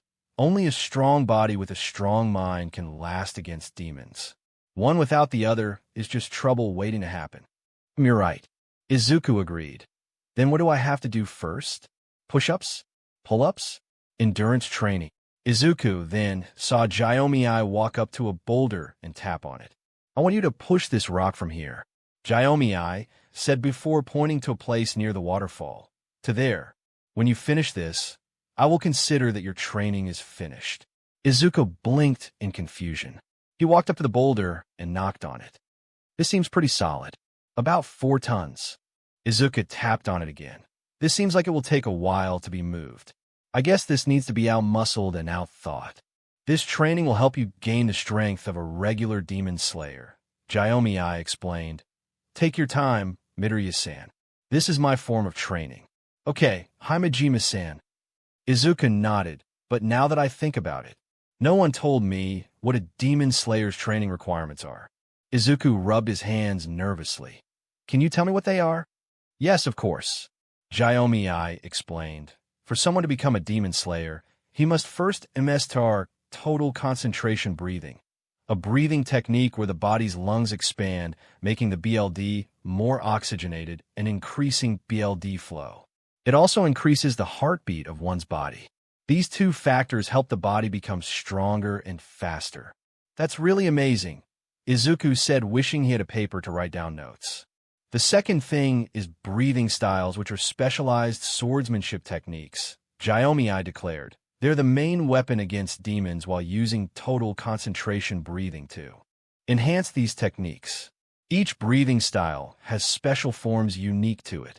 There are 5 main branches: flame, water, wind, thunder, and stone breathing. Each breathing style requires a specific set of training since each specializes in its area. For example, flame breathing focuses on strong, powerful strikes, whereas my breathing style stone breathing focuses on heavy, grounded, and powerful crushing attacks using a flail and axe. Gyomii finished his explanation sporting a huge axe and flail. Izuku looked in confusion, wondering where those 2 came from. Okay, I understand, Izuku said, staring at Gyomii's weapons. So, for you to train me in stone breathing, I have to move this boulder. Izuku tried to push the rock only to slip and fall face first into the dirt. He stood up and rubbed his nose. Ouch, that hurts. Not exactly, Midoriya-san, Gyomii said, gaining Izuku's full attention. Stone breathing is considered one of the hardest breathing styles to master since it requires a lot of body mass and strength. A lot of people try to learn it, but everyone gives up quickly because stone breathing's training is just too demanding, but it's too early to judge. Are there any specific types of swords that demon slayers use to fight demons? Izuku asked. Actually, there is. Gyomii nodded. They are called Nichiren blades. They are made from Nichiren ores that absorb sunlight and make it easier to cut a demon's head, since regular blades cutting a demon's head is non-lethal. However, when a Nichiren blade is used, a demon's head is killed since it's like the demons attacked by the sun. Izuku nodded. Is there anything else that I need to know? For now, that's all I need you to know. Midoriya-san, Gyomii tapped the boulder, and all you need to do at the current time is to move this boulder for us to see where we can move from there. Do you understand me? Yes, Himejima-san. Izuku tried to push the boulder only to suffer the fate of his first attempt. Izuku stood up and said, Okay, this might take a while. Izuku looked at the boulder and asked, Just a question, does anything go here? Do I need to push this boulder using sheer strength, or the purpose is just to push it? Himejima considered Izuku's words for a moment. You just need to push. Whatever you do, I will require serious training because no matter what technique you use, it will require strength and endurance. Himejima then instructed Izuku on a couple of training exercises that he could use to help him grow enough strength to move the boulder. It was a couple of exercises that would help Izuku with muscle growth, so he could fulfill the mission. Izuku then nodded and quickly went to do basic push-ups as Gyomii blurred from existence, making Izuku say, Wow, this guy's good. So this is my life now. Izuku thought as he continued to do push-ups, or at least try to do push-ups because he's stunk in doing exercises. Well, it doesn't matter now. Whatever world is the real one, this one or the other one. I have to make the best of things that I have right now. Demon slaying, Izuku thought. I never thought about this. In fact, can I even do it? I don't know if I can kill someone. I could barely hurt anyone in both lives. This is going to be something. I just hope that I don't mess this up, but given my track record, I just hope that I don't end up as demon food. Izuku continued to do the push-ups as his mind wandered further. In fact, how do demons even exist? I can remember some fragments of stories of man-eating demons that hide in the woods. Izuku did one final push-up before falling on the ground. Perhaps I can ask Jiomi-san next time he comes to check up on my training. Izuku pushed himself upward and mentally said, "The best way to defeat your enemy is to know who your enemy is." Perhaps I should start a series of notebooks on breathing styles, because if demons are just a bunch of man-eating monsters, they're sure to be as dumb as bricks. He then stopped for a moment. Can demons read, though? Met questions for later. For 5 weeks, Izuku took his training very seriously because he was semi-sure Jiomi was going to bury him in the ground if Izuku slacked off. He did everything that Jiomi told him to do by the book. Izuku was working very hard. For example, one of Jiomi-I's training methods was for Izuku to stand for an hour under a waterfall with a bag of rocks on the boy's back to increase Izuku's endurance. After finishing the exercise, Izuku made the unfortunate choice of letting the bag drop in the water, and, as punishment, Jiomi forced him to handpick all the fallen stones from the stream without being carried away by it. It was that way that Izuku learned that Jiomi-I's training was something else entirely. No wonder that nobody managed to complete Himejima-san's training. If this is only the muscle-building training, then I truly don't want to experience what's the stone-breathing training. Currently, Izuku was standing in front of the boulder he was assigned to move. Izuku put his hands on it and pushed it with all his strength until he managed to push it. Only a small inch followed by Izuku tripping and falling onto the boulder face first with a powerful thud. Izuku's face slowly slid down the boulder as Izuku said, "Ouch! I can see success, but ouch." Izuku then stood up and cracked his back, saying, "Well, this is good. This means that I'm going somewhere after 1 month of training. It might be a small inch in the ground, but still, this is better than no progress at all. Focus on the small victories." Izuku then went back and began to use a bundle of wood as weights. Now, some might find this unuseful. Still, Izuku once saw Jiomi put several logs over his back and stand on burning coals. So Izuku saw his routine as a watered-down version of Jiomi-I's regular routine. Izuku looked at the boulder that he was supposed to push and felt a little proud that he moved it, but he still had a long way to go. Izuku then returned to his training as he tied the wood to his back and began to run around the area until he saw someone approaching in the distance. Izuku stopped his training and squinted into the distance only to see Kagaya. Izuku rubbed his eyes and looked again only to see Kagaya walking up to Jiomi-I's residence assisted by his wife. Wait a minute. Alarm bells went off in Izuku's head. This guy is sick. Doesn't Himejima-san usually visit Kagaya-san at the Demon Slayer headquarters? Why is he coming here? Well, whatever the case is, Izuku thought, I need to see what's going on. Kagaya-san, why did you come here? Izuku asked worriedly. If you need anything, I can tell Himejima-san myself. You didn't need to come all this way. Izuku looked away, muttering under his breath, especially since your condition seems to be becoming worse by each minute. In the 3 months that Izuku was here, he saw the man's condition worsen slightly as the purple patch that was on the base of Kagaya's hair made its way down to his forehead on the left. This confirmed to Izuku that this wasn't some medical condition that Kagaya was afflicted with. But even if it was, most of the medical conditions that Izuku read about that were similar to Kagaya's condition were technically genetic ones with no medicine. Please, Midorikin, don't allow my sickness to make you treat me differently. Kagaya insisted. My demon slayers go into the world to fight demons, so the least I can do is to go and see them. Kagaya shook his head. Besides, I have something very important to tell Jiomi. Well, I hate to be the bearer of bad news, Izuku said, rubbing his shoulder awkwardly, but Himejima-san went a few minutes ago on a mission after he checked on me. I see. Kagaya said, unbothered by the news. But since I'm here, why don't we talk a bit? I'm sure that after 5 weeks of training alone here, you must be bored. Plus, I can also check on you. Well, my training has been going well. Izuku pointed to the boulder and said, I managed to push an inch today, so that's progress.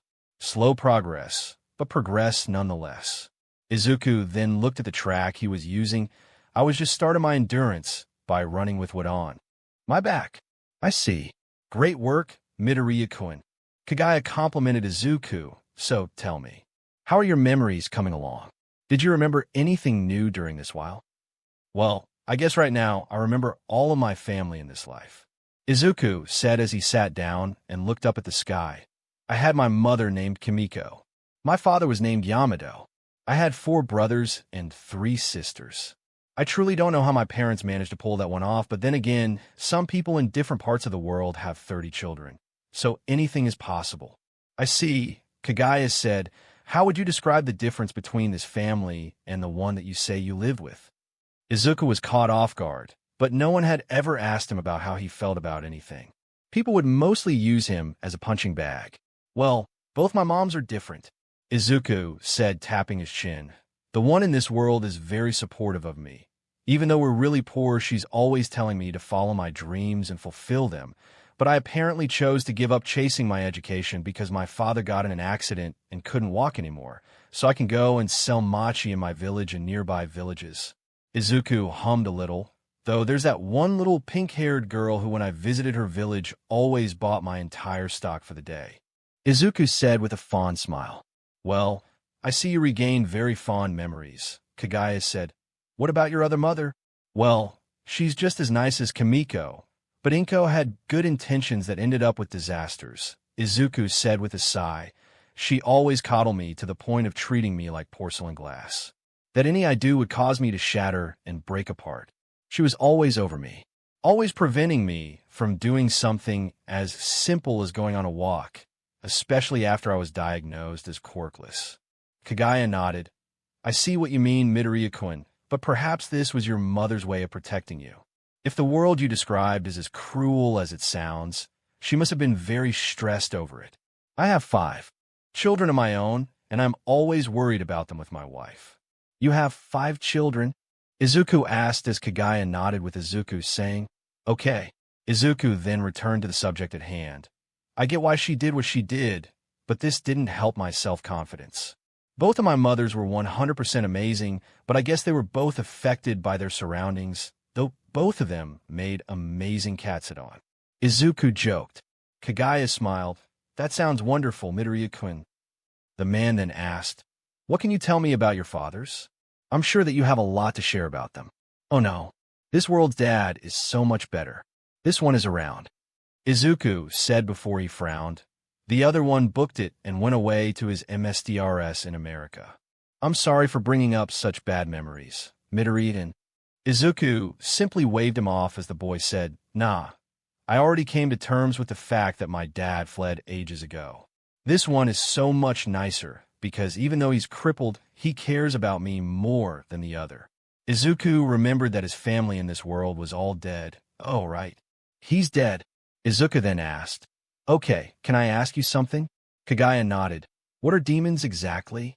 I mean, you already told me that they are BLD-thirsty, man-eating curses of nature. But what are they truly? How does one become a demon? Do they need to bite people to make them into demons?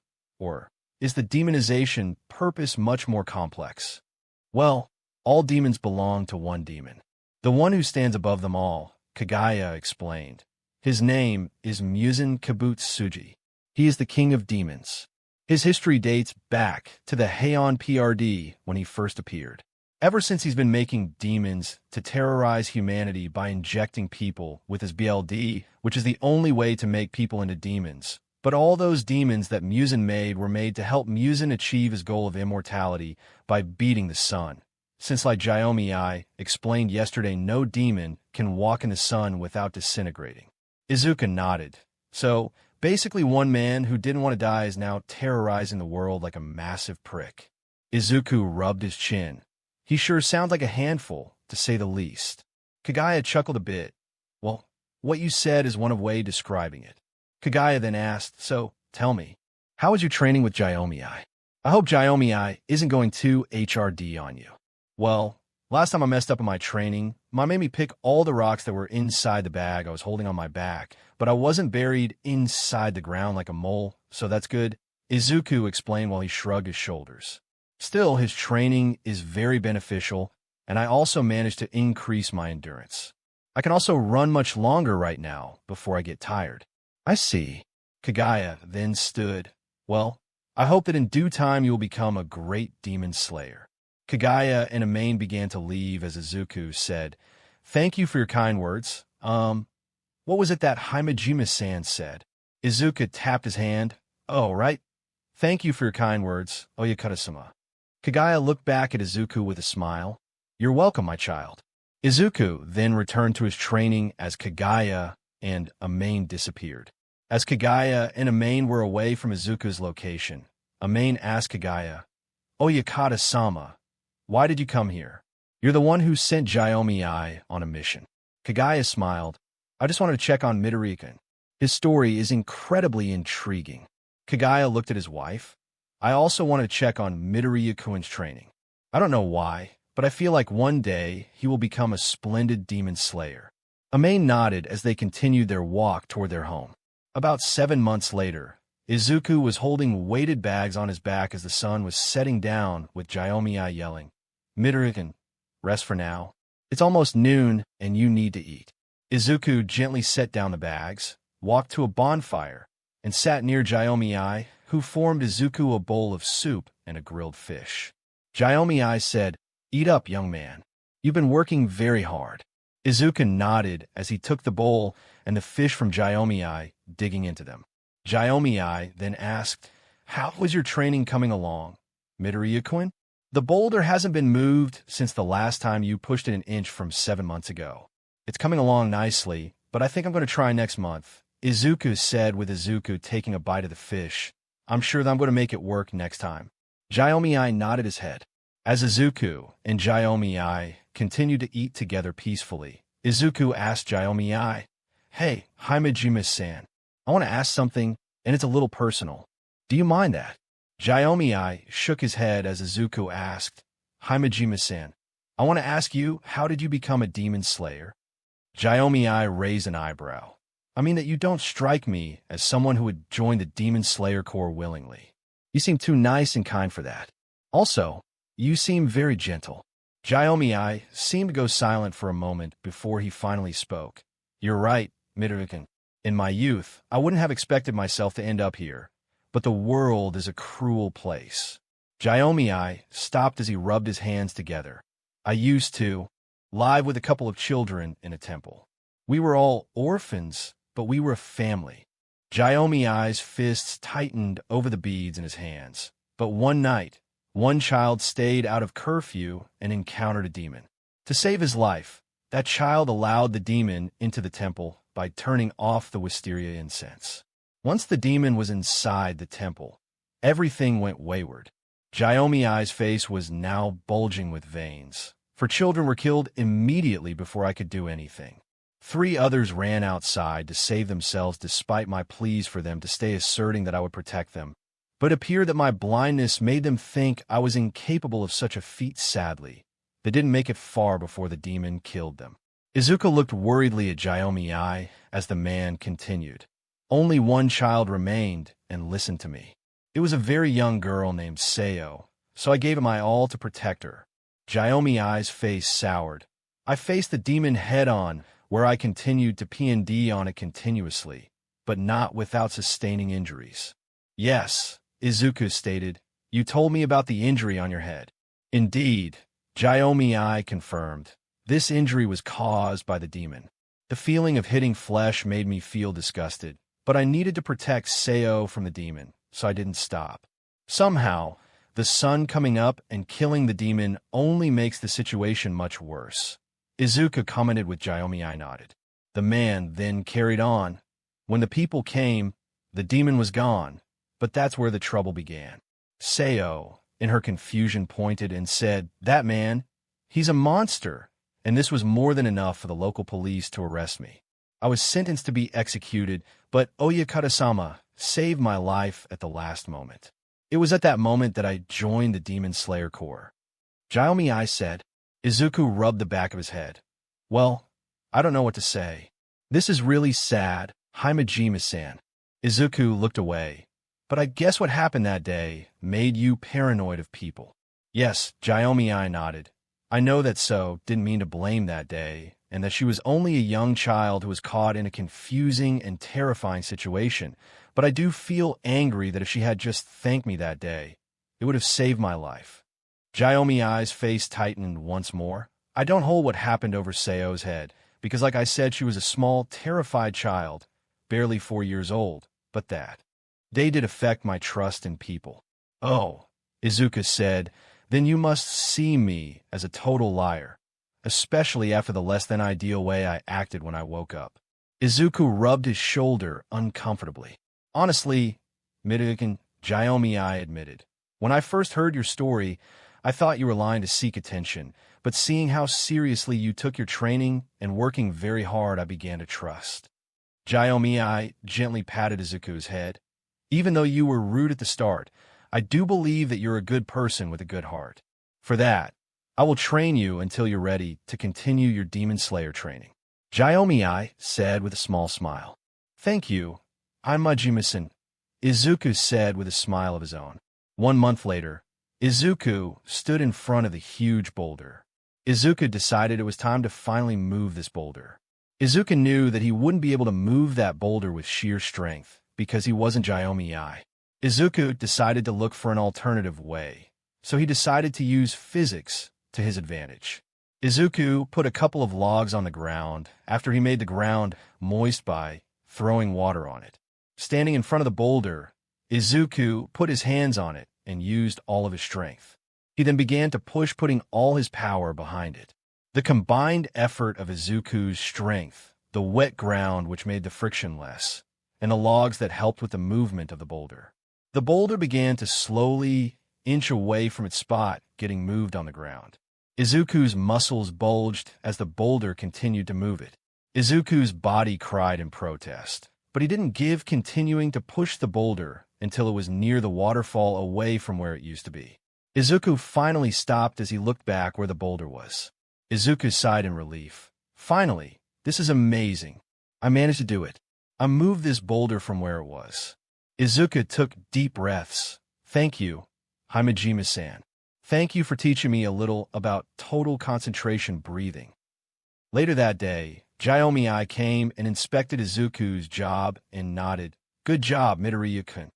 Jiaomi then had his crow land on his shoulder. My crow will now lead you to the mansion of the former Thunder Hashira for you to train under him. Izuku looked up. So you're not training me in stone breathing? No, I won't, Midoriya-kun. Jiaomi confirmed Izuku's words. It isn't that you aren't worthy of stone breathing, but it's simply because stone breathing isn't for you, Midoriya-kun.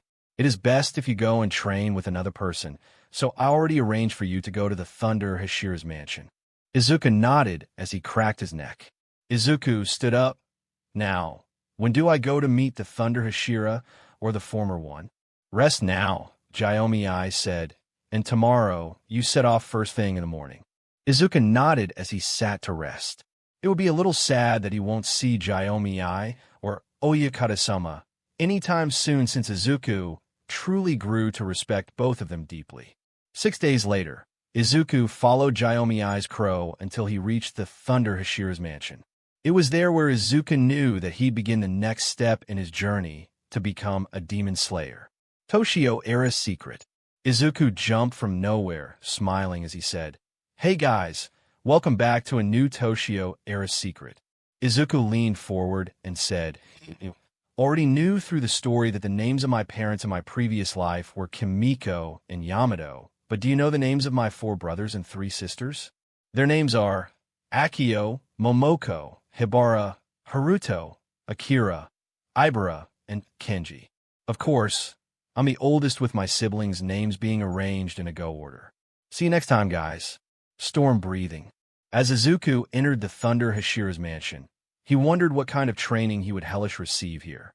For what Himejima-san told me, Kawajima-san was the former Thunder Hashira who had to retire early because he lost his leg during a mission. Izuku looked around in the mansion's massive grounds and hummed. I wonder how he looks and what his training looks like. Himejima-san told me that Kawajima-san was one of the strongest Hashira of his generation. Izuku yelled, "Oi, Kawajima-san." He looked around. I'm here. I was sent by the Stone Hashira to be your student. Izuku waited for a bit. I wonder where Kawajima-san is.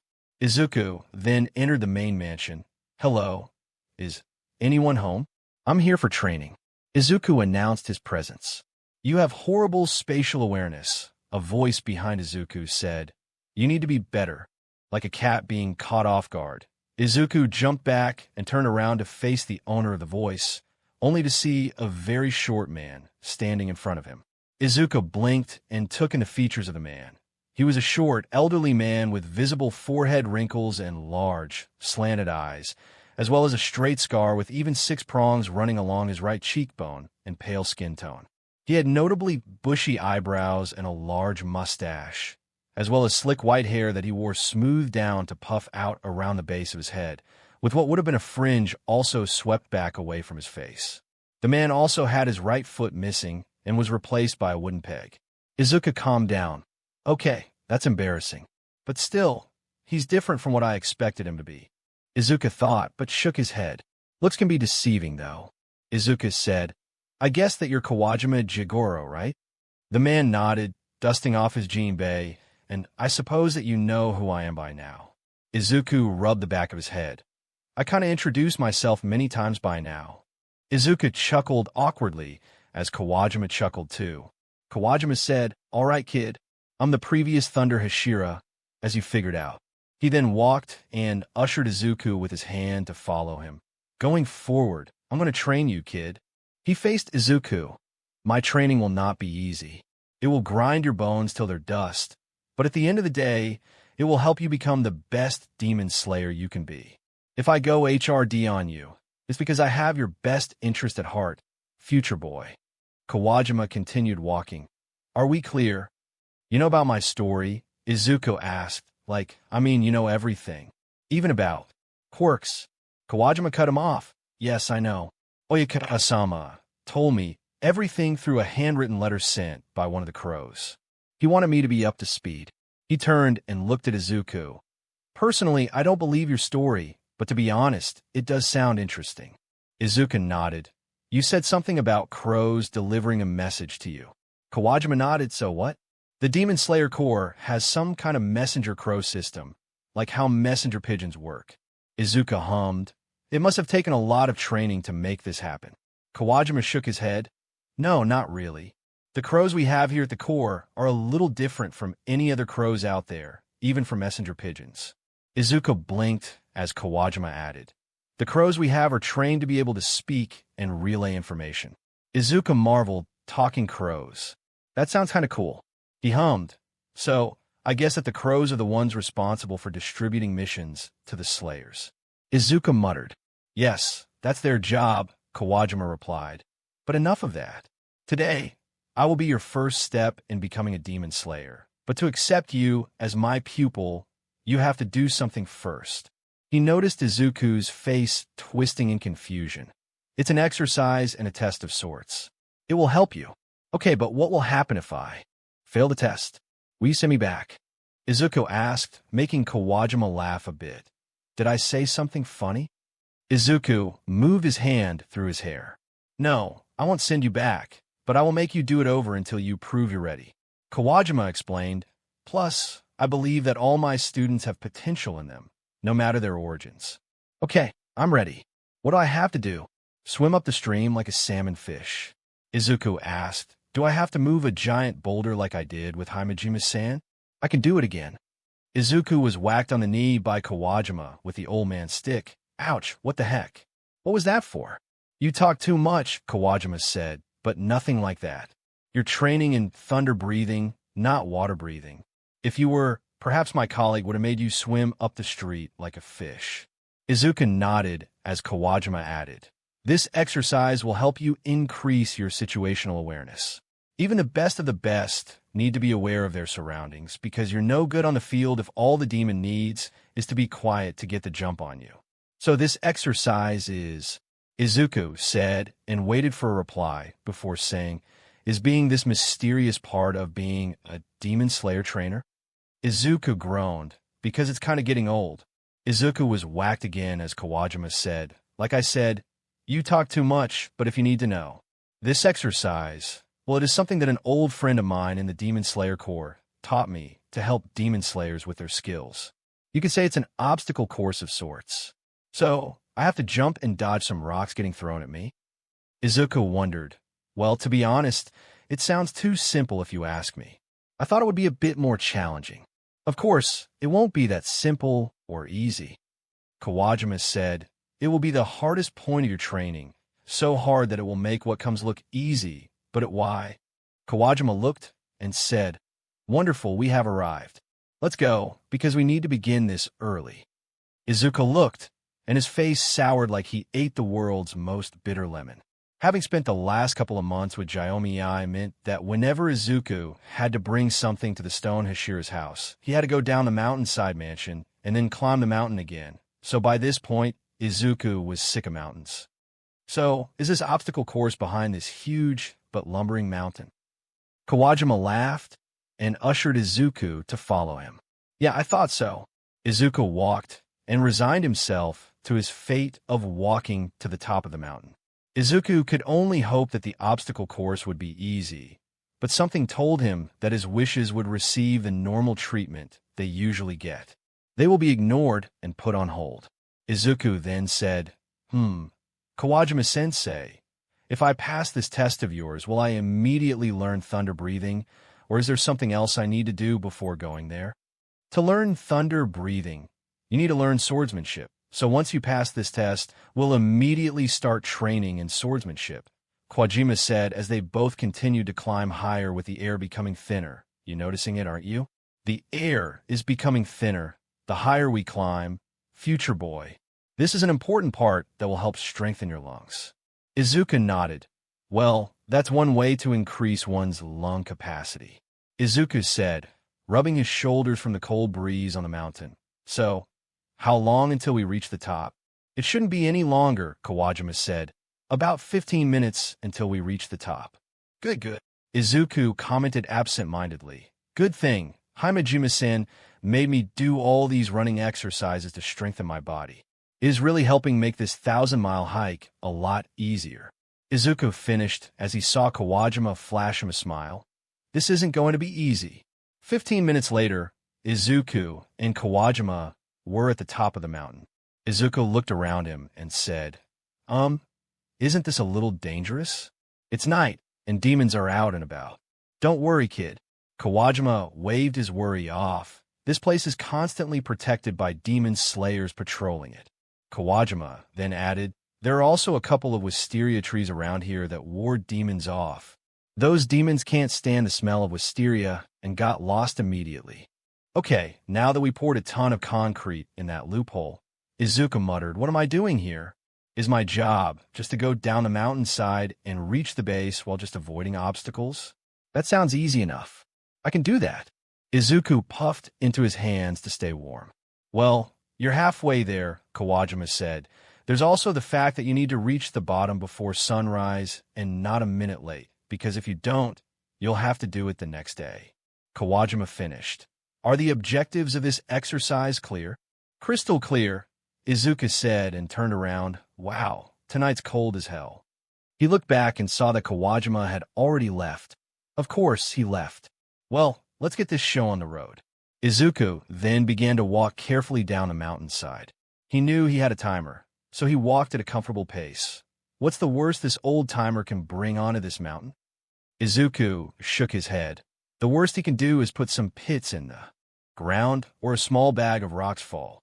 Izuku's leg then tripped a wire as Izuku looked and saw a huge but log swing from a nearby tree and smack him into another tree. Or perhaps he can make Indiana Jones come to life. Ouch, this really hurts, Izuku said. Man, this older timer knows what he is doing. Izuku jumped back up.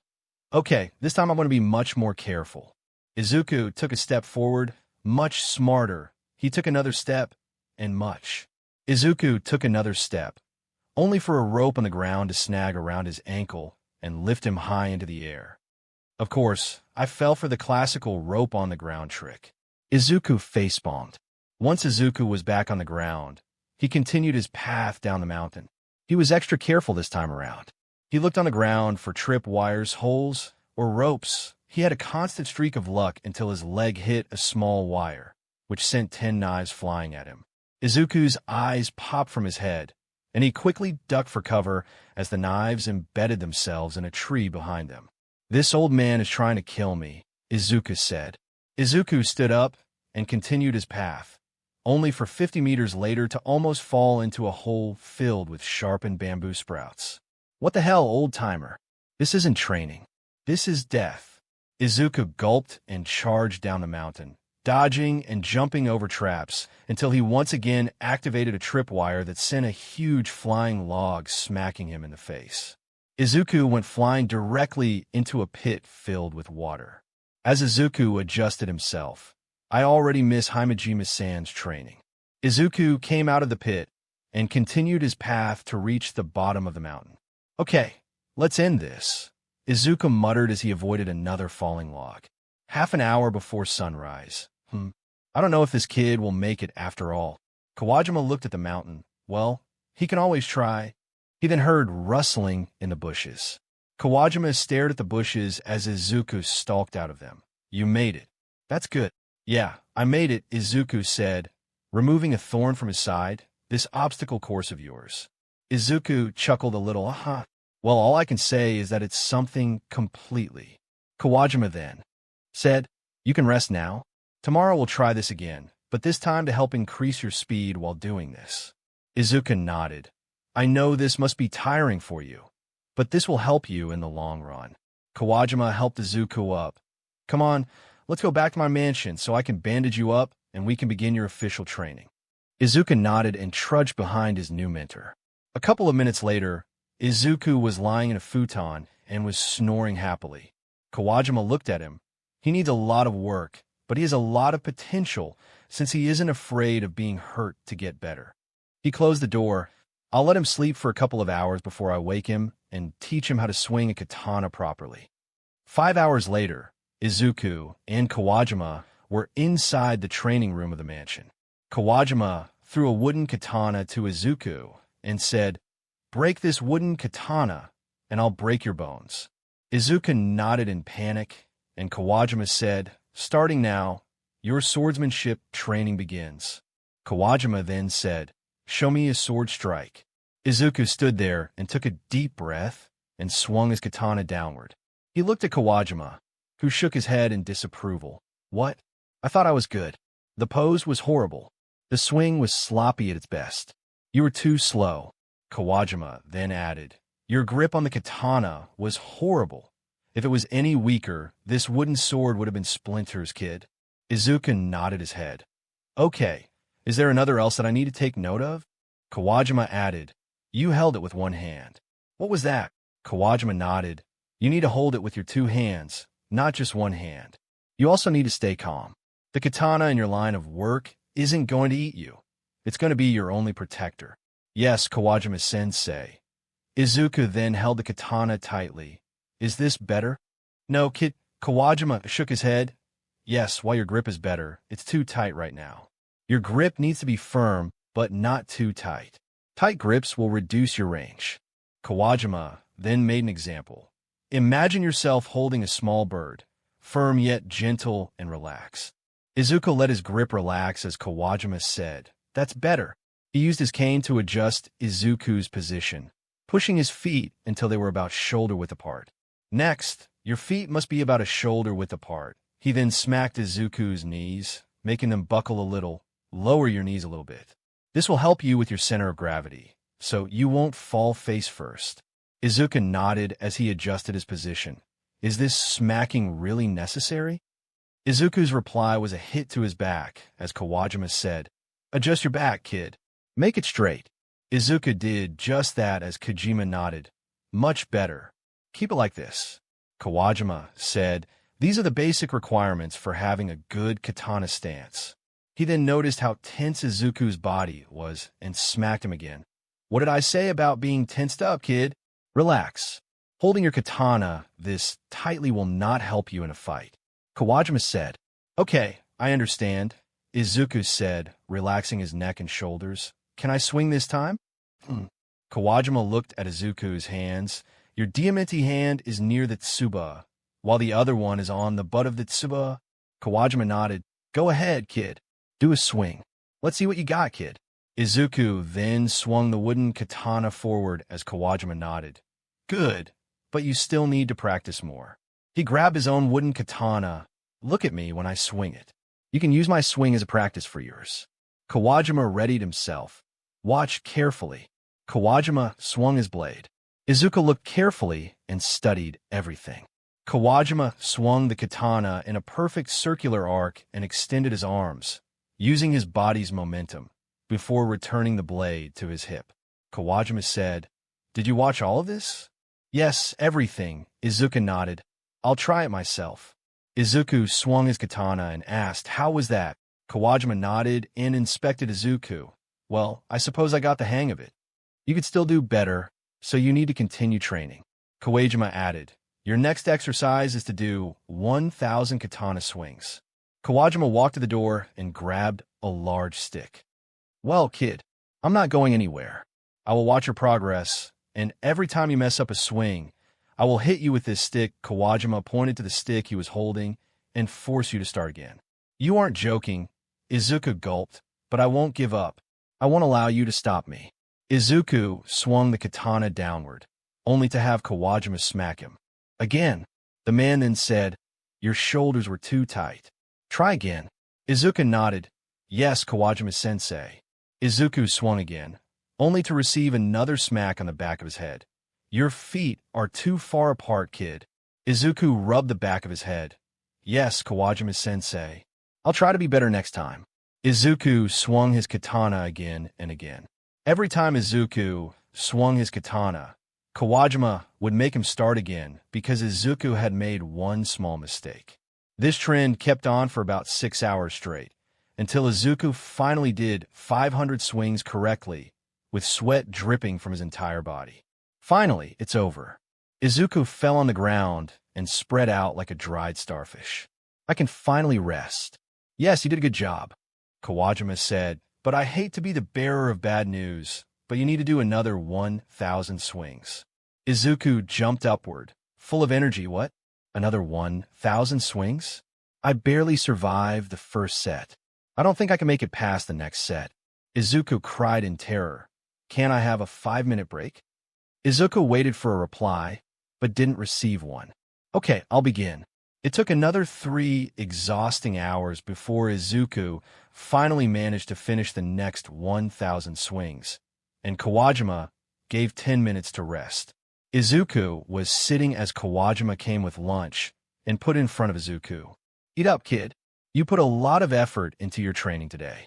Yeah, no kidding, Izuku said as he rolled his shoulders. I wonder, Kawajima-sensei, how many students did you have before me? Izuku noticed Kawajima's face sour a bit with Izuku saying, I'm sorry that I brought back bad memories. I didn't mean to. No, it's nothing, Kawajima said. I have at least 4 students before you. Kawajima looked at the sky and shook his head, but sadly, they all perished in the final selection. How did they die if they were in training? Izuku asked. Did they die on their first mission?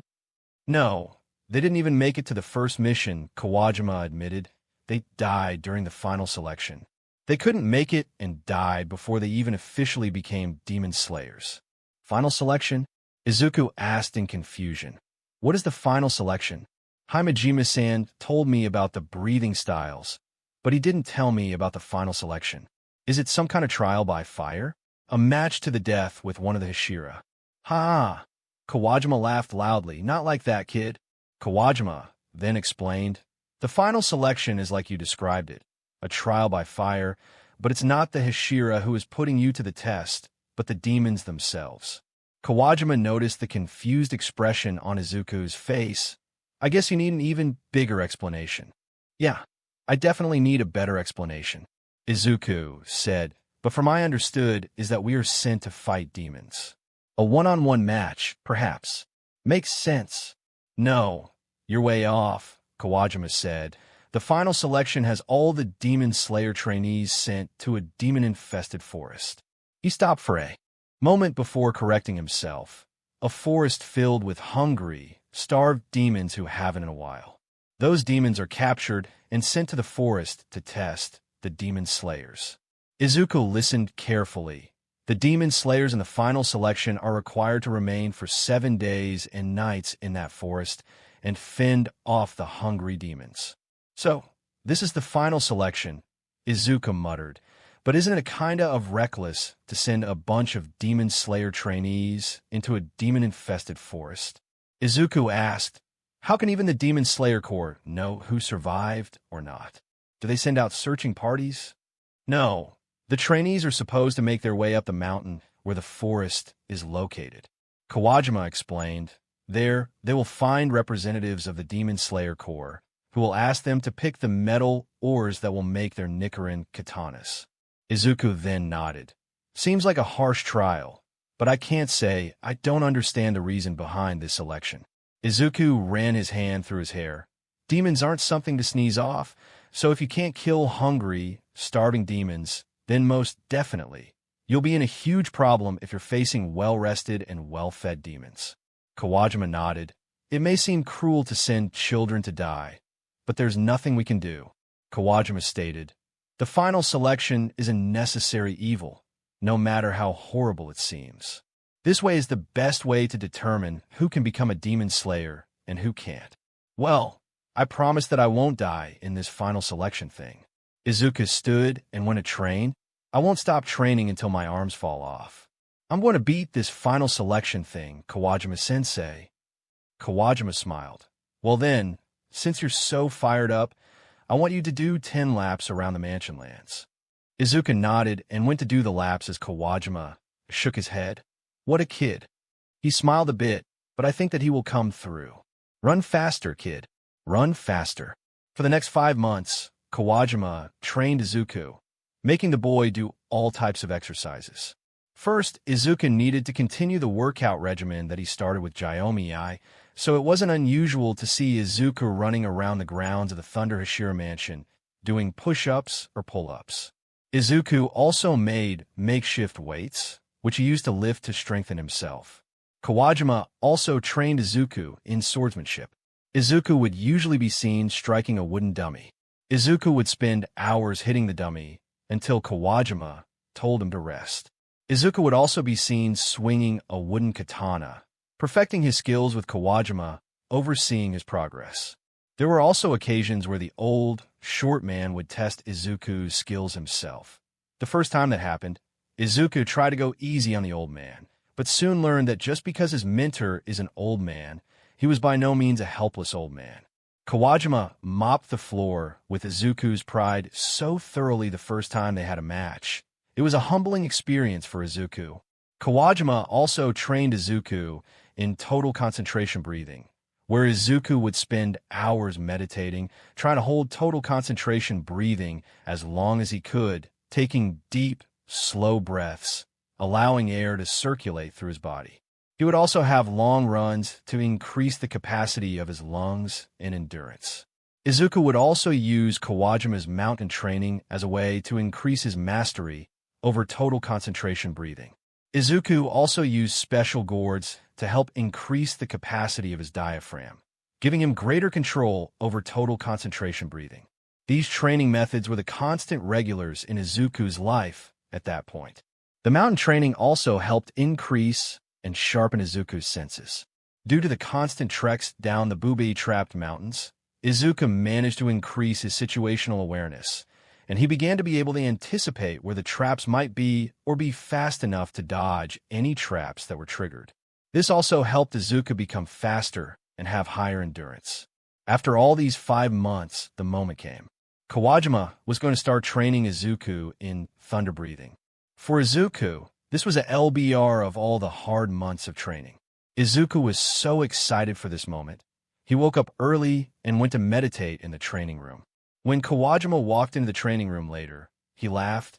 It appears that you woke up before to learn thunder breathing, haven't you? Izuku nodded. Of course, I can't wait to learn thunder breathing. Learning it would mean that all these months of hard work and training have finally paid off. That's true, Kawajima agreed. Now let's start this day by helping you understand what thunder breathing is and what it is all about. Moments later, both Izuku and Kawajima were out. Kawajima said, I'll give you a demonstration of what thunder breathing is all about, but he pointed to his wooden peg, but it won't be 100% perfect because of the wooden peg. Izuku nodded and took out a notebook from nowhere. I would kill to understand where you hide that thing. Kawajima muttered. Kawajima then looked at a training dummy and took a deep breath. He took a stance and lowered his head. Thunder breathing, Kawajima muttered. First form, Izuku could practically feel the power rolling off his mentor, thunderclap and flash. Izuku was shocked when his mentor unsheathed his katana and dashed forward at high speed toward the dummy, decapitating it with one smooth strike. Kawajima then sheathed his katana. Did you get all that? That was amazing, Gigi, Izuku said, clapping his hands. Over the last few months, Izuku had grown accustomed to calling Jigoro with the name Gigi, as in Gramps, much to the man's flattery.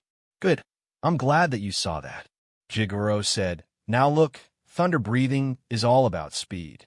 Thunder breathing mimics lightning, where every attack is like a strike of lightning hitting the target with swift strikes. It is one of the oldest breathing methods there is. Its origins go back to the Sengoku PRD, when breathing styles were discovered and first utilized against demons. So, I suppose that since this breathing technique focuses on speed, all the strength I need for it is supposed to be in my legs. Izuku commented as he wrote down a note. That explains the many running exercises that you had me do. It was for me to strengthen my legs for thunder breathing. Exactly, Jigoro nodded. This breathing style focuses on channeling strength into the user's legs and maximizing the output of every single muscle and BLD vessel in them. He then walked to Izuku. That's why going forward, we'll focus on helping you MSTR on mastering quick draws and strikes. This is the basic essence of thunder breathing. Okay. Izuku nodded and asked, should I take a shot at this?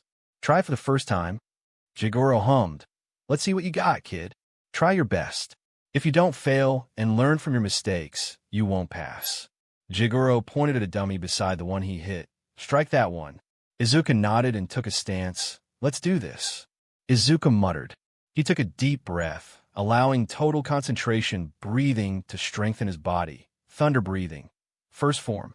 The air around Izuku began to vibrate. Thunderclap and flash. In one instance, Izuku dashed toward the dummy and struck. But it wasn't perfect. It appeared that Izuku struck it much harder than Jigoro did. His attack was too explosive. Jigoro walked up to Izuku. You got the speed part, but it seems that you put too much strength into it. Not. That it's a problem when it comes to facing off against demons. Izuku laughed. Well, I'll try my hardest to master thunder breathing by the time the next final selection begins, Gigi. Izuku hummed. So, can you show the rest of the forms? Jigoro hit him on the head with his cane. Star, the first one, kid. Jigoro laughed. No, seriously. I'll show you the rest when the time is right, kid. He then pointed at the training dummy. Let's focus on you mastering the first one. You got that, Gigi. Izuku stood as he prepared himself to try the first form of thunder breathing again. 3 months later, Izuku should have mastered thunder breathing by this time. He already had decent control over total concentration breathing, able to keep it up for 12 hours straight. He had the speed to pull all the forms of thunder breathing, but Izuku, for the life of him, couldn't just get it right. He was either too wild in his hits or too strong, causing the katana to fly from his hand. But Gigi did tell Izuku that thunder breathing was for Izuku's body, but Izuku's inability to use it to its maximum made him conclude that perhaps Izuku could use something derived from thunder breathing. Gigi's conclusion did little to boost Izuku's morale. He was frustrated. Right now, Izuku was training in the dojo, striking a dummy with his wooden katana. Jigoro walked into the room. Izuku-kun, come here and eat. The man had a plate of sashimi. Izuku dropped what he was doing and went to Jigoro's side. The boys sat as Jigoro said, "Bad weather today?" As Izuku took a piece of sashimi into his mouth. "Are you still feeling bad about not mastering thunder breathing perfectly?" Jigoro asked, making Izuku sigh a bit. "Yeah, just a little." "Don't worry, kid. I'm sure that you're going to MSTR it," Jigoro said. "You already have all of the forms under your belt.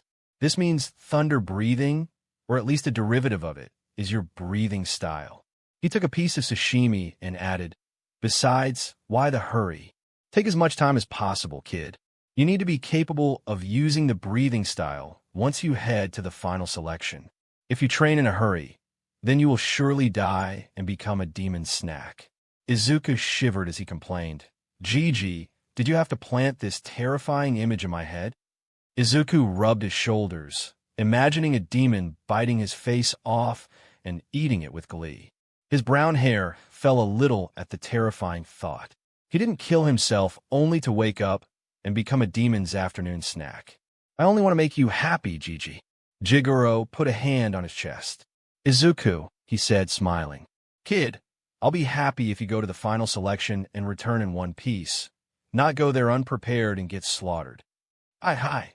Izuku agreed with him, but then countered, "It's just that I thought after 3 months I would have at least mastered the first form, but I still hit using too much force for one strike that the katana practically could serve in the Imperial Army's Airborne Division. It's kind of annoying." "Ha, Airborne Division." He patted Izuku's back. "Kid, things take time. I mean, look at the storm crackling outside." Izuku looked outside the window and saw the ongoing storm outside. For most people, this is just endless chaos and wild destruction, but to some, they see the beauty in it. It helps them find inspiration because to them, a storm means life. When it ends, the sun rises and a new chance arises. He looked at Izuku. "You get what I mean?" No, I'm most definitely not," Izuku said in a tone so blunt that it could be mistaken for a brick. "What I mean, every failure you make takes you closer to mastering your true potential," Jigoro explained, "so stop whining and believe in yourself, kid. Don't doubt yourself." "Okay." Izuku took another piece of sashimi and popped it into his mouth. "But this is still odd that I can use the forms, or at least perform them half correct." "I know, but that just proves my previous observations," Jigoro affirmed. "You use a derivative of thunder breathing, so don't feel down. Either that, or you just need more training." Izuku nodded and looked at the storm outside. The storm was so strong and chaotic. The winds were roaring and howling with energy. He saw the lightning striking the ground multiple times. He saw the strength, speed, wild, and chaotic nature of the storm. All these elements were combined into one overwhelming display of power. Overwhelming strength, Izuku thought. Overwhelming strength combined with speed and chaos. Gigi had told me for the last 3 months that I had mastered the speed part, but I always put too much force into each strike I use. This gives me an idea. Izuku stood up and walked to the training dummy. He took a wooden katana and struck it. Izuku smiled as he looked at Jigoro and said, "I think I have this under control. I have an idea of what I have to do." Izuku readied himself. This passing storm does have a lot of inspiration. Jigoro walked up to Izuku and said, "Are you sure, kid?" Izuku nodded and said, "Believe me, by the end of the next month, I will have my breathing style under control." Izuku returned to the dummy and struck it with his wooden katana. Jigoro smiled and let Izuku be. He had a good feeling about this. He knew Izuku would finish his training in time. He left the training room and gave Izuku one last look before closing the door. By the next month, Izuku had finally mastered his breathing style, but it wasn't thunder breathing, but rather a derivative of it that Izuku named storm breathing. Unlike thunder breathing, which focused on single, fast, swift strikes, storm breathing overwhelms with successive waves of destruction, disorienting the enemy like a raging storm. Storm breathing mimics the wild movements of thunderstorms and mimics the wrath of a raging thunderstorm, the clash of lightning, the howl of gales, and the endless downpour of rain. It was made from 8 forms that Izuku extensively worked on to perfect them to their limit. The first form is named First Form, Gale Blitz, Ichi no Kata, Hate Buritsu, Izuku rushes at the opponent and makes two powerful slashes at blinding speeds.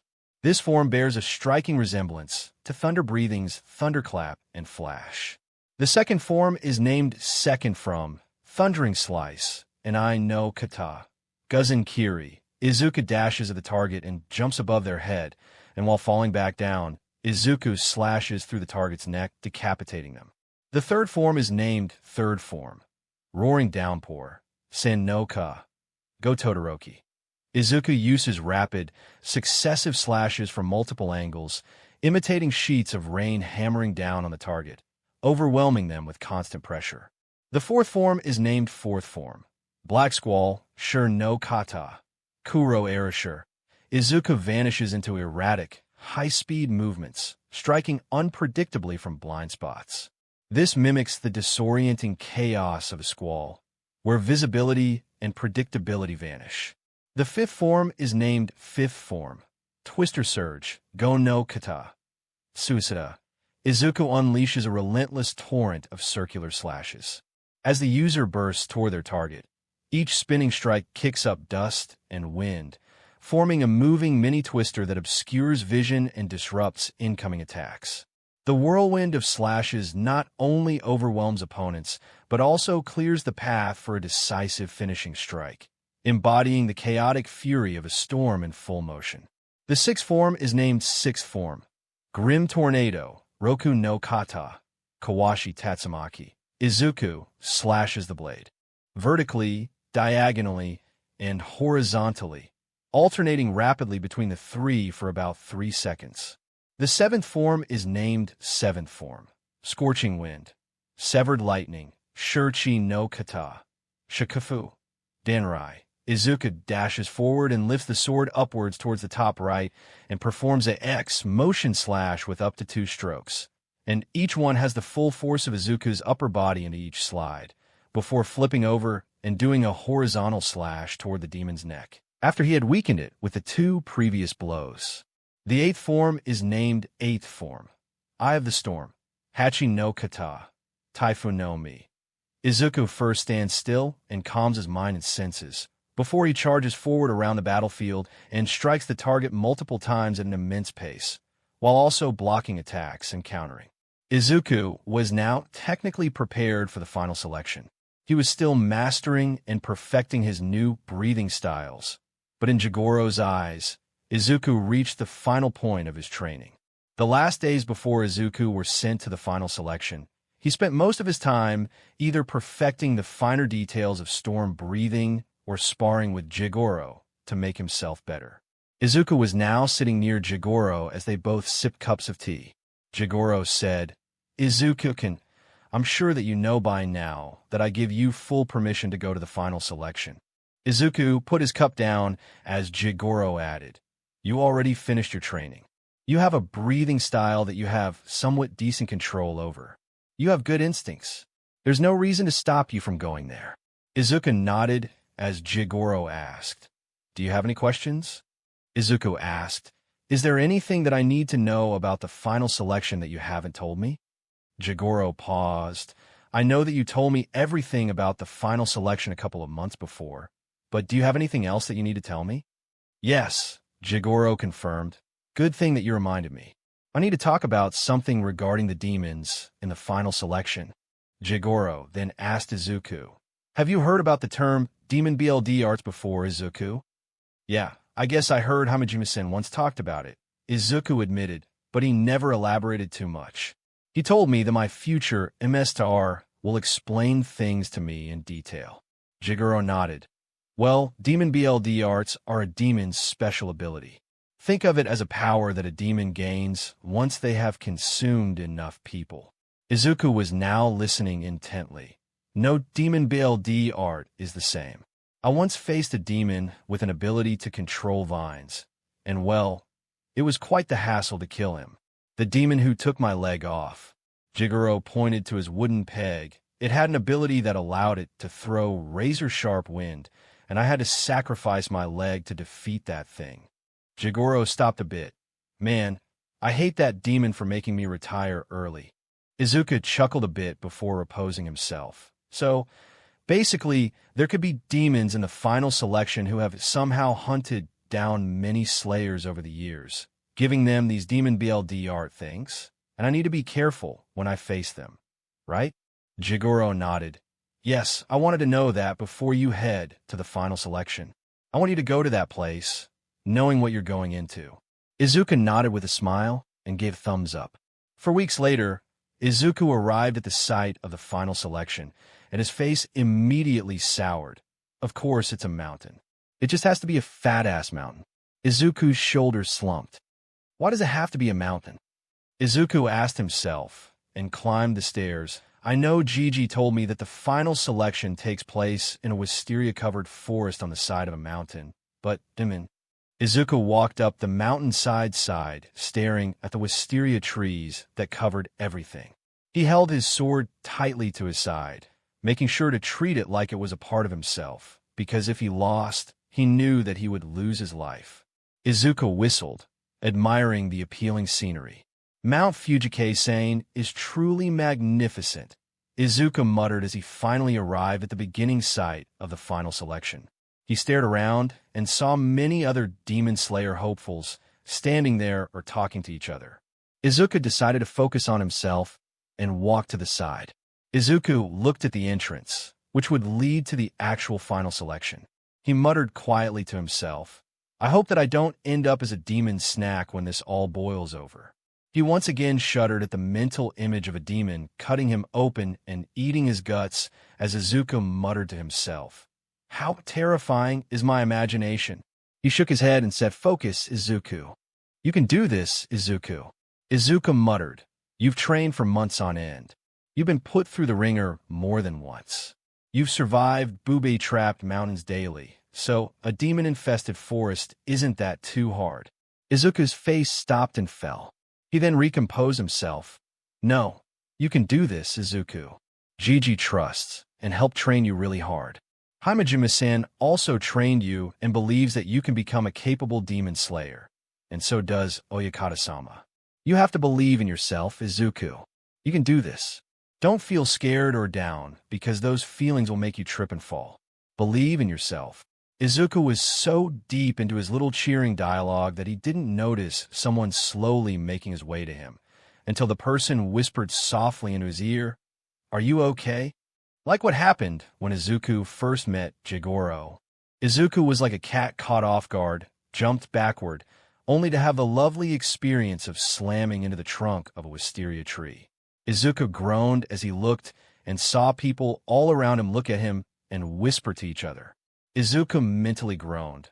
Oh, wonderful, they already wrote me off as demon fodder. The person who startled Izuku began to quickly apologize. I'm so sorry. I didn't mean to startle you, but you looked so nervous that you made me want to help you. He then put out his hand. Here, take my hand. Let me help you up. Izuku took the person's hand and stood up. Are you okay? I hope that hit didn't harm you much.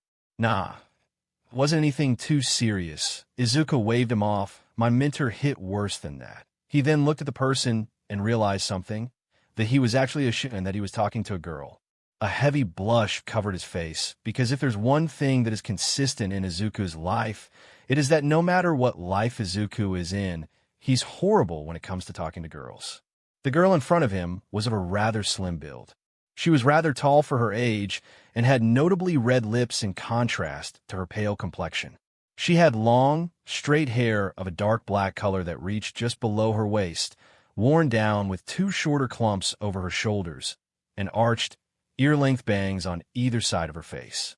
Her eyes were a pale violet color and slanted towards the sides of her face, and were bright and bug-like, with many notable white sparkles reflecting light off of them. Izuku blinked at the girl and said, Nice to meet you. The girl giggled a little. Well, it's nice to meet you too. Again, I'm sorry for startling. I just wanted to help. She looked at the other, whispering about how Izuku will die first. Don't worry about them. I'm sure that your true skills will reveal themselves in the final selection. Thank you for your kind words, Izuku said, trying his best not to sound weird. Where am I? Manners? My name is Izuku Midoriya. Izuku then bowed a little in respect. Oh my, what a gentleman, the girl said. Well, My name is Kane Kocho, and it's nice to meet you too, Midoriya-kun. She then noticed how Izuku seemed to be stiff around her and asked, Is my presence bothering you? I can leave if you want. No, it's not. I mean, Izuku stuttered as he couldn't formulate a sentence for the life of him. He never really had any interactions with girls his age. In his previous life, future life, dream world life, whatever it was, the only interaction he had with girls was that they would ask their boyfriends to give Izuku the swirly in the toilets or write fake love letters. I'm just really bad at talking to girls, Izuku admitted, pressing his thumbs together, and people in general. Izuku looked away, rubbing the back of his head. I'm sure you can tell from this that I don't have a lot of friends. Izuku smiled awkwardly. Kane then walked to him and grabbed his hands in her own, making Izuku's face turn bright red. In that case, Midoriya-san, I'll be your friend. If we both make it past the final selection, I'll be your friend. We can even use our crows to chat with each other. Izuku nodded his head, but his face was red as a thought passed through his mind.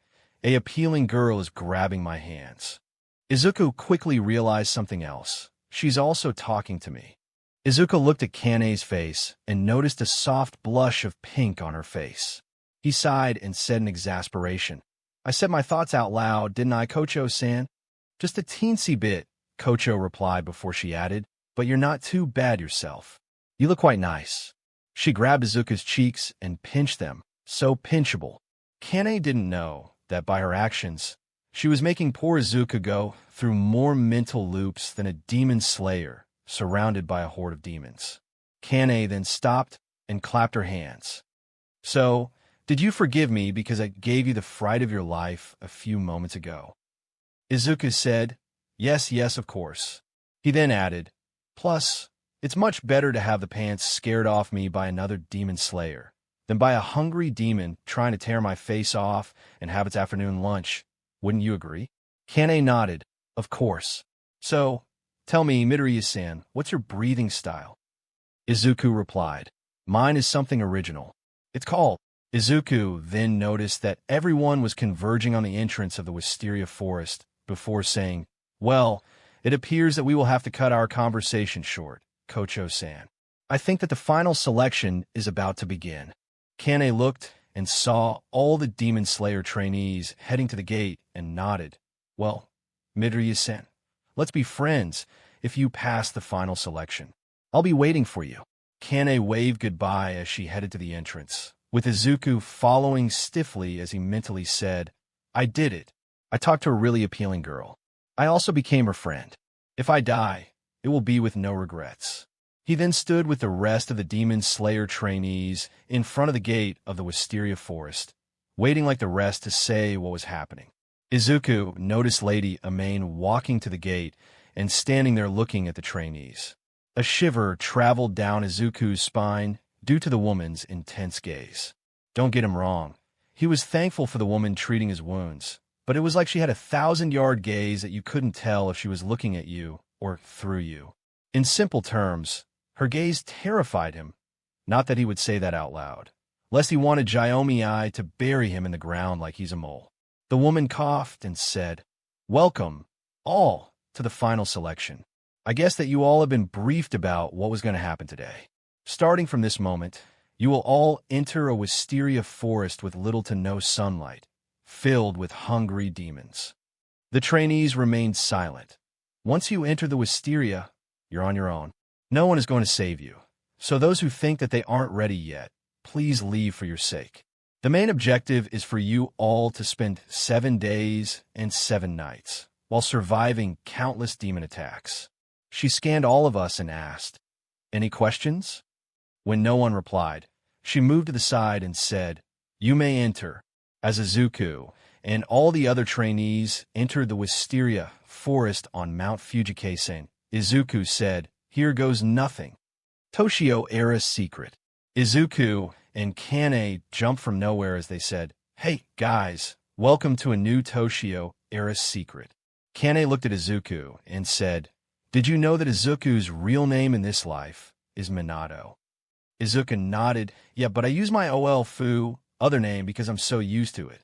There's no point in trying to change something that is already working. Kane, meanwhile, clapped her hands. I can't believe you're from the future. Izuku chuckled awkwardly. Well, the judge and jury are still debating on that one. But anyway, that's all we have for today. Izuku and Kane then said, see you next in another Toshio Era secret. The final selection. Izuku took a deep breath as he stepped into the wisteria forest. He knew that every moment from here and for the next 7 days would be life or death moves. So he needed to be as cool as a cucumber. Izuku put his hand on his blade and readied himself, taking careful steps. From what Gigi told him, he didn't have to worry about demons teaming up, because according to Gigi's experience as a Hashira, demons act solo and fight with each other for prey. And most importantly, the demons in the final selection are starved demons, so they aren't that strong. Nonetheless, Izuku wasn't about to let his guard down, because that's how most people died here. Izuku took careful steps inside the forest, looking at every angle. Izuku then stopped. Okay, acting like this won't help me. I will be taken down by my paranoia before any demon manages to hurt me. Izuku's senses screamed at him. Izuku quickly ducked as a demon swiped at the place he was standing. Thank you for that hellish training, Gigi. Izuku gratefully thought. Izuku rolled on the ground, avoiding another strike from the demon. Izuku quickly unsheathed his katana and blocked another attack from the demon. Izuku pushed the demon back and took a deep breath, moving quickly. The demon didn't have time to think before he felt the cold metal blade curving through his neck. Moments later, the demon's head fell on the ground. Izuku stared at the demon's body as it began to turn into dust. Izuku turned and began to walk away, but the demon's head yelled, "Curse you, demon slayer! Curse you! I will kill you!" Izuku didn't have time for this. He lifted the demon's head and threw it into the air before he sliced it into many small pieces. Sorry, but you don't get to whine. Izuku continued his trek. It was mostly quiet for 7 hours of the trek. Izuku had to admit that this wasn't the worst place he had been put in. In fact, Izuku prefers this place to Aldera. At least here, he dies once, there he dies 1,000 times while being alive. Izuku walked over to a bush and picked a couple of berries that were on it. Izuku ate them and opened a gourd that Gigi gave him to drink from during the final selection. Izuku finished eating and drinking before he stood up and continued his trek. He looked into the sky and saw from between the tree branches that the sun was about to go down. Izuku estimated that he had 3 hours before the sun finally disappeared. Izuku heard a movement from behind a bush. Izuku slowly began to walk and got closer to the source, which now sounded awfully familiar to squelching sounds like someone eating raw meat. Izuku didn't need to look to know what that was. Izuku slowly took his katana out. He rounded the bush, and his suspicions were confirmed. Kneeling over a dead final selection slayer's body, a demon was tearing into the slayer's body, ripping tendons and devouring it. Izuku had to cover his mouth to prevent himself from gagging at the sight, but the situation got worse when another demon appeared and began to fight the first one on the body. The first demon pushed the second one away. Hey, this is my food. Go and eat someone else. The second demon clawed at the first one's face. I'm hungry. I haven't eaten anything since last year's final selection. Izuku tightened his grip and allowed total concentration, breathing, to strengthen his body. Izuku muttered, storm breathing. First form, Gale Blitz. Izuku rushed at the two demons and slashed his katana twice, creating 2 powerful slashes that decapitated the demons. The 2 demons were too shocked to even process what happened. One moment, they were fighting over the carcass of a demon slayer hopeful, and the next moment, their heads were cut from their bodies. Their eyes looked around and saw Izuku sheathing his katana. They growled at him, but Izuku simply kicked their heads away, not interested in their colorful cursing. Izuku turned his attention to the dead demon slayer hopeful and sighed. Izuku quickly covered the dead swordsman with branches and leaves, muttering a prayer for him. Izuku stood and continued his path. Izuku's day was less exciting than he thought it would be. The rest of the day, no more action than earlier that day. His interactions with the three demons from before were the only ones Izuku had, other than the fourth demon Izuku killed when the boy was trying to rest under a tree, with Izuku gaining a cut on his wrist, but other than that, his day was peaceful. Of course, Izuku had the honor of covering the remains of a couple of dead Slayer hopefuls, so that would haunt his nightmares for a while. Right now, it was nighttime. Izuku knew he had to sleep, but he needed to find somewhere safe to sleep. Izuku knew that there was no hope for him to pass this selection, unless he was well-rested, because fighting half asleep was a sure way to become a demon snack. Izuku found a good place to rest, as he used his Haori to make it into a hammock and rest in it. Izuku made the hammock high in a tree between two adjacent branches to make sure that he was high enough from any demon's grasp, or at least the idea was that no demon would spot him and try to kill him. As Izuku lay in the hammock, he looked at the stars and wondered if this was his life now. The more he thought about Oyakata-sama's words about Izuku's true origins, the more he yearned for the world where quirks exist to be the false world. Because if that was true, Izuku wouldn't be in a dream sequence. Izuku would be in a world where he was normal. Izuku hummed slightly. I wonder what is going to happen tomorrow. Izuku stirred a little. Today was kind of slow. I haven't met many demons today, but I'm sure the coming days will have more action than today. I will need to be careful, because I don't know what will happen. Izuku slipped into sleep and allowed his body to relax. But even during his sleep, Izuku kept a tight grip on his katana, because if a demon spots him and climbs the tree, Izuku needs to be ready to spring into action. In mere moments, Izuku was deep in slumber. During the night, Izuku woke up a couple of times when leaves fell and touched his nose, but overall, Izuku had a suitable amount of sleep that would help him fight the next day. The next morning, Izuku woke up and stretched his body a little in his hammock. Izuku then jumped onto the branch that the Haori was tied to and untied it before putting the Haori back on his back. Izuku jumped to the ground and landed softly. 1 day down, 6 more to go. And with that, Izuku began the second day of his final selection as he continued his trek forward to reach the end of the other gate. Izuku ran through the wisteria forest, keeping an eye out for any demons that might try and jump him. Izuku heard a slight movement from his left as he saw a demon throw itself at him. Izuku raised his katana and blocked the demon's attack. Izuku quickly kicked the demon in the stomach and sent it rolling on the ground. Izuku readied himself to kill it. The demon looked at Izuku and growled, "Stop fighting, you damned human." The demon stood and yelled, "It's been 3 months since I last ate, and you're the most delicious things here." Izuku gagged at the demon. "Well, I never thought I would be so disgusted to be complimented." Izuku held his katana and asked the demon, "Do you have any last words before I kill you?" The demon growled and charged toward Izuku. The demon began to attack Izuku desperately to try to land hit on him, but Izuku dodged the attacks and kept blocking them. Izuku swung his katana downward and cut the demon's hand off. Izuku didn't wait for the demon to recover and swung his katana horizontally, slicing the demon's head off. The demon's head rolled on the ground as he glared at Izuku. The demon's body began to disintegrate, and Izuku was uninterested in watching this thing become dust.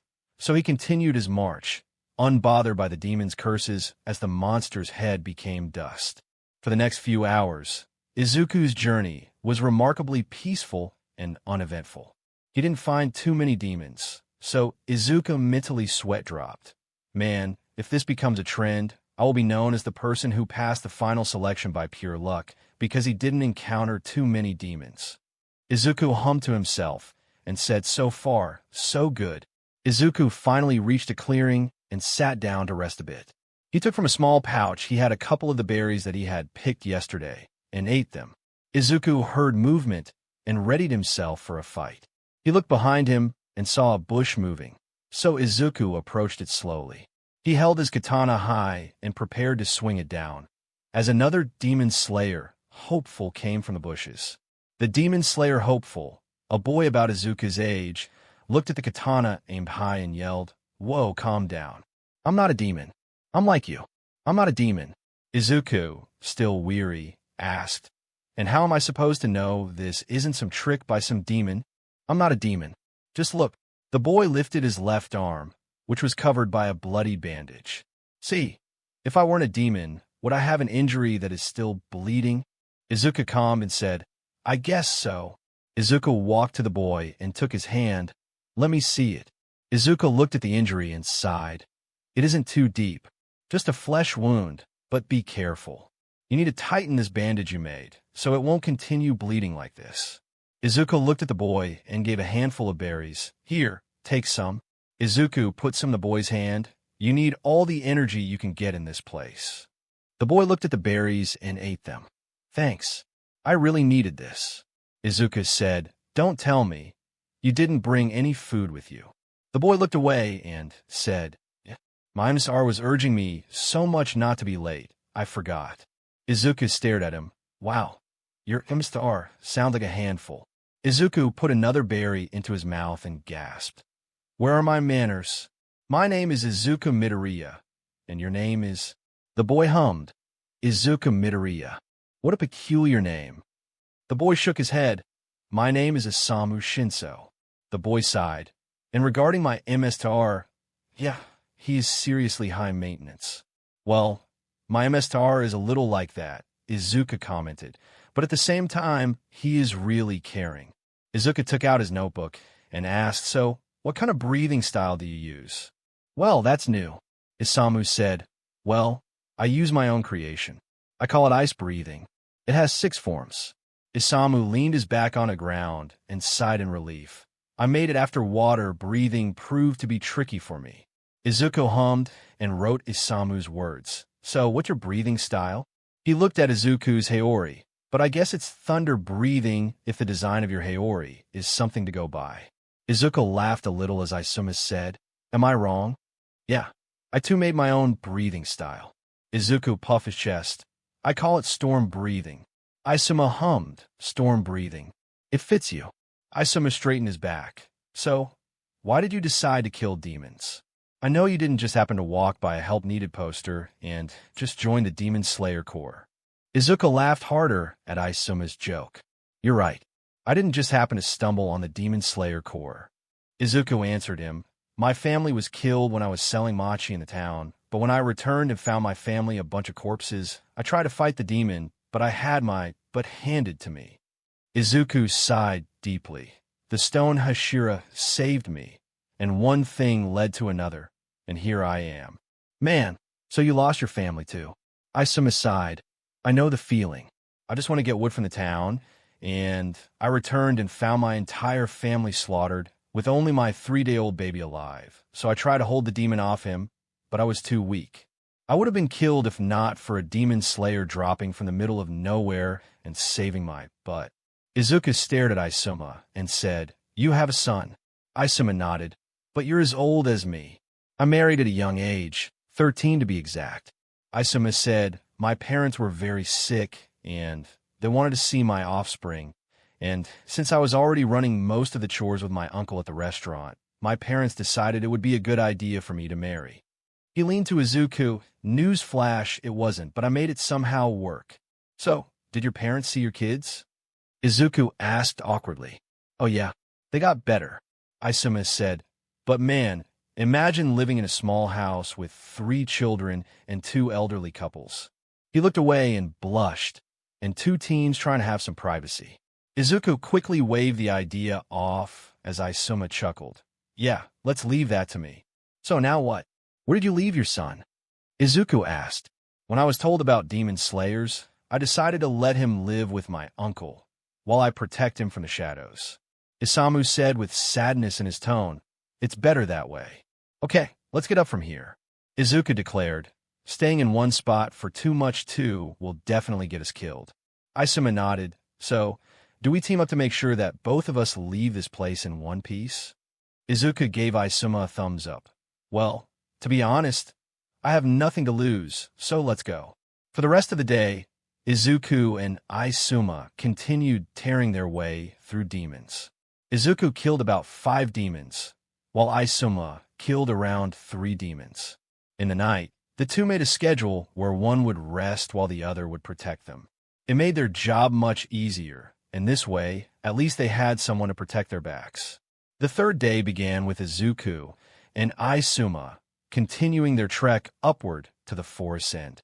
Izuku, meanwhile, wrote notes about Izuma's ice breathing, while Izuma found Izuku's interest in his breathing style really amusing, making sure to flex himself as much as possible. Izuku looked toward Izuma and said, "Well, we both saw so much action today." Izuku looked at the demon he just killed. "Yesterday, I only killed 2 demons, and today I killed at least 5 demons, and it isn't midday yet." Izuku kicked the demon's head away from them. Izuma nodded. "The deeper we head into the forest, the more demons we find." Izuma turned around and looked toward a bush that was rustling and said, "It's my turn." A demon jumped from the bushes and lunged toward the pair. Izuma held his katana, ice breathing. First form, frozen slash. Izuma lunged forward and swung his katana diagonally, slicing the demon's head off.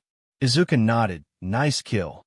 Izuku grabbed the demon's head that was cursing them and threw it down a mountainside.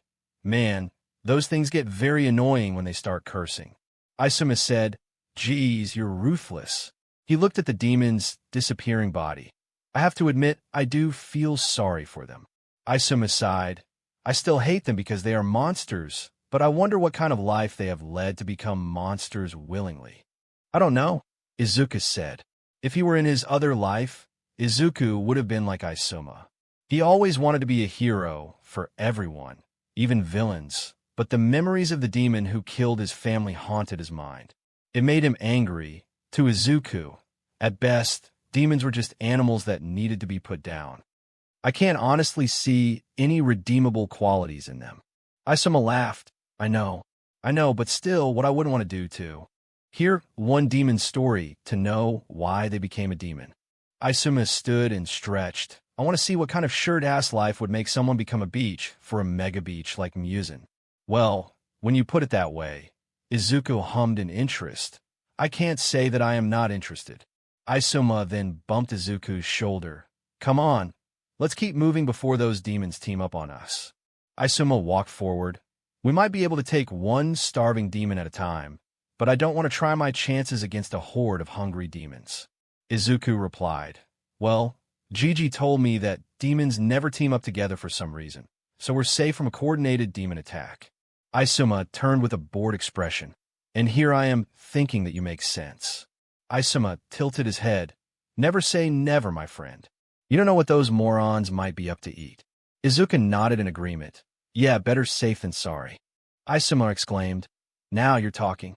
Let's go." The rest of the day went very uneventfully, but they did come across a stray demon feasting on a dead demon slayer hopeful, and they killed the demon before burying the dead demon slayer. Right now it was dark. He and Izuma were sitting near a creek going through the forest. Izuku looked at the water and slightly put his hand into it. "Man, what I would do for a bath right now." Izuma said, "Yeah, nothing says battle-ready than stripping and having a bath in the middle of a demon-infested forest." Izuku turned toward the boy and glared. "What?" "I'm just saying."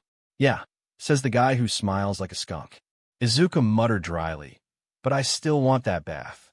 He tapped his chin. "Perhaps when we reach the end of this place, I can take this bath." Izuma leaned back. "Suit yourself." He took another berry and threw it into his mouth. He chewed it and swallowed. "But seriously, though, I doubt it's wise to have a bath in this hellish place." He looked at the water. "You might want to wait until you go home and have the most satisfying bath of a lifetime." Izuma sighed. "I know I will. I just hope my mentor doesn't ambush me during the bath as some kind of training. Now, that would be lame." Izuku sweat dropped, remembering all the times he almost died going down that damn mountain, especially with all these knife-filled holes. Izuku shivered at the memory and said, "Believe being ambushed in the bathroom is better than going down a mountain filled with death traps ready to spring at you at a moment's notice." Izuma looked at Izuku. "You sound traumatized." Izuma crossed his arms and said, "Come on, let's exchange stories about our training. I have a funny story about when my mentor dunked my head in water to help me understand water breathing." Izuma shivered. "I saw my life flash before my eyes, and to be honest, it royally sucks." Working at 10, marrying at 13, diaper duty at 14. Izuma shook his head. What a hellish life. I think the most exciting thing I did was stealing mochi from some hopeless schmucks selling it on the street. Izuku and Izuma began to exchange stories about their training. Izuku told Izuma about how his Gigi used to leave Izuku on the top of a mountain and make Izuku go down the mountain while performing death-defying stunts to avoid being skewered alive like a chicken. Izuma, in turn, explained his own experiences from hell, telling Izuku about the many times Izuma was forced to balance himself on a beam underneath a massive waterfall, trying to become one with the water, a part of becoming good with water breathing, and how disappointed and excited at the same time his mentor was when Izuma made ice breathing to make up for his lack of mastery on water breathing. Overall, it was an amazing night. The rest of the night was peaceful, but they were attacked by a couple of demons, whom they took down quickly. It was a good night, for lack of a better term. As the following day came, both Izuku and Izuma were already up and washed their faces at the creek. Izuku and Izuma readied themselves and continued their journey. They found the first couple of hours to be boring and didn't find any demons to face off against. In retrospect, this was a good thing, since it made their journey so much easier but duller. Izuku looked and said, "Man, it's been 5 hours since we continued, and we haven't seen anything." Izuma shrugged. "Better not to find anything than for anything to find us." Izuku replied, "Yeah, but here's like a battle in a controlled environment." Izuku stopped as Izuma gave him an unimpressed look. "Okay, I won't say controlled, but I mean this place is the only place where we can test our skills. It seems like a shame if we don't kill a lot of demons." Izuma smiled. "Yeah, I get it. It would seem awful if we pass on sheer luck." Izuma flicked his finger toward the bushes. "I mean, if we can't survive 7 days in a forest full of hungry demons, why can we survive against fully healthy and satisfied monsters?" Izuku was about to reply, but then he felt movement as Izuku readied himself. Izuma also felt the movement and grabbed his katana and said, "So, who gets the kill this time? Me or you?" The two turned around and saw about 12 demons coming out of the woodwork as Izuma said, "So, the Gigi told you demons never team up, huh?" He pointed at the 12 monsters facing them. "And what do you see about those moronic monsters?" Izuku helplessly shrugged. One of the demons said, "Those two are mine. I haven't had anything in years. Don't get in my way." He pushed 2 other demons out of the way. Those two seemed delicious. Izuku and Izuma can hear the demons' stomach growling. They will be a satisfying meal. Another one grabbed the first demon's face and yanked him back. "No, they are mine." "Well, it depends on the fact if you manage to kill us," Izuku said. "And believe me, you won't." Izuku positioned himself and muttered, "Storm breathing. Second from thundering slice." Izuku dashed at a demon standing beside a tree and jumped above him. As gravity took effect on Izuku and pulled him down, Izuku swung his blade and sliced through the demon's neck. Izuku rolled away from a demon attack as Izuma came into the game. Ice breathing, second form, hail rain. Izuma jumped high at the demon and came down with 2 massive slashes, cutting the demon into 2 pieces. A demon tried to attack him from behind, but Izuma blocked him with his blade and pushed him away to Izuku, who cut his head off. Storm breathing, fourth form, black squall. Izuku vanished into erratic, high-speed movements, striking 2 demons from blind spots. The demons were shredded into bits. One of the remaining 7 demons roared in anger and charged toward Izuma. Izuma said, "Ice breathing, 5th form, shattering iceberg." Izuma slammed the katana into the demon's stomach, lifting him in the air before he swung his blade into the demon's neck, cutting the head off. Izuku then swung his katana to the side and cut a demon's head off. Izuku looks at Izuma, who used his katana to flip a demon into the air before swinging the katana, cutting the demon's neck off. Izuku turned around, storm breathing, third form, roaring downpour. Izuku used rapid, successive slashes from multiple angles, cutting limbs from 2 demons before their heads were sliced off. Eat this, assholes. There are 2 left. Let's end this. Izuma smiled as Izuku adjusted his katana. Ice breathing. First form. Ice slash. Izuma muttered. Storm breathing. First form. Gale builds. Izuma lunged toward one of the 2 final demons, while Izuku rushed at the other one.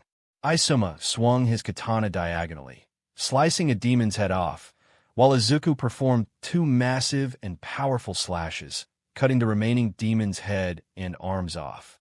The 2 remaining demons were killed. Izuku and Izuma were now surrounded by screaming demons, cursing them. Izuku rubbed his temples. Man, I hate when demons start screaming. They look so pathetic. Izuma laughed. Anyone who hears you talking thinks that you've been fighting demons for ages.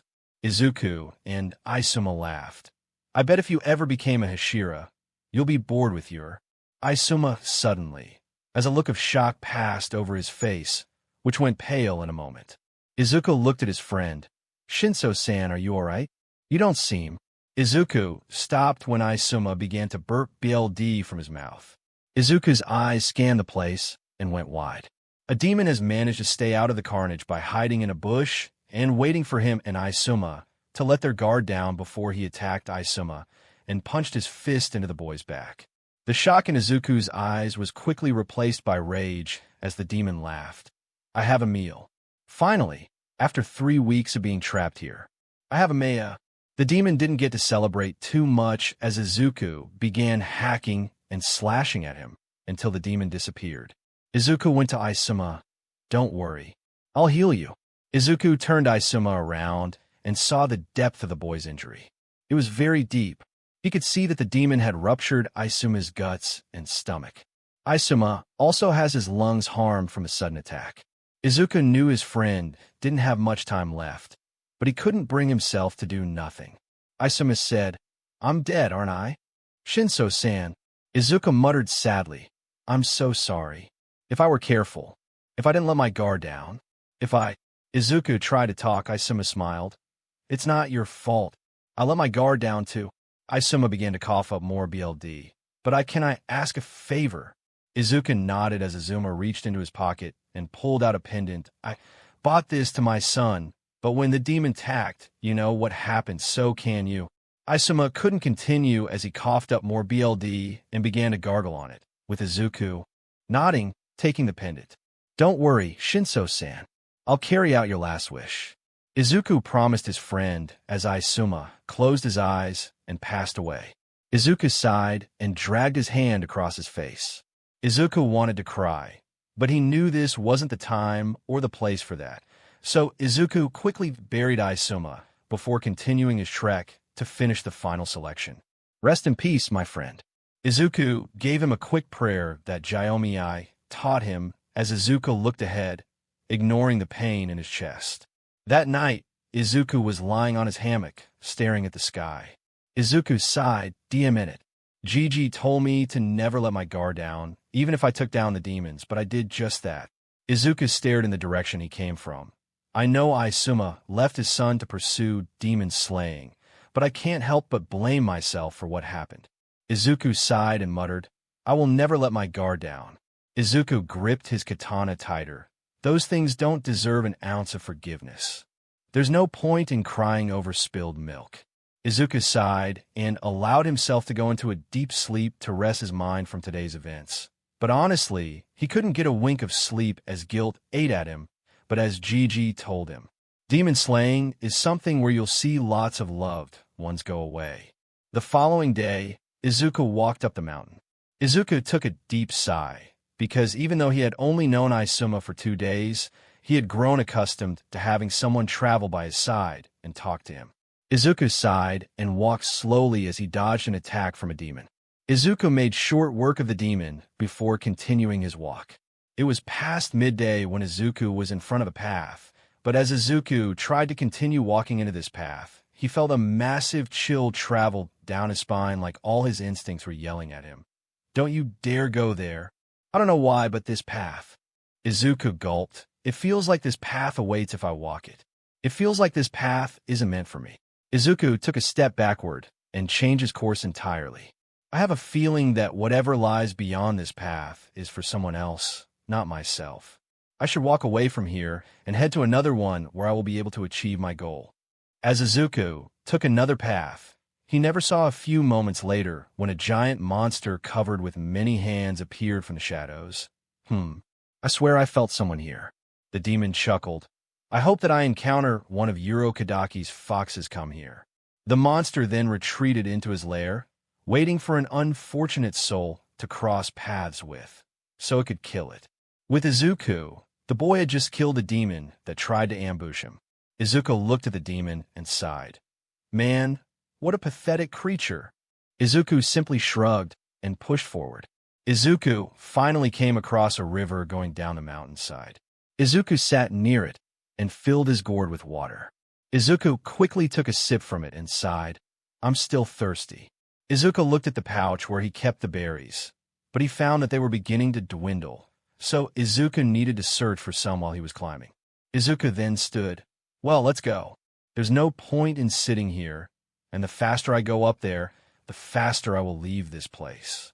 Izuku took another sip of water. Izuku stared at the running river and sighed. Man, I still can't get his death out of my head.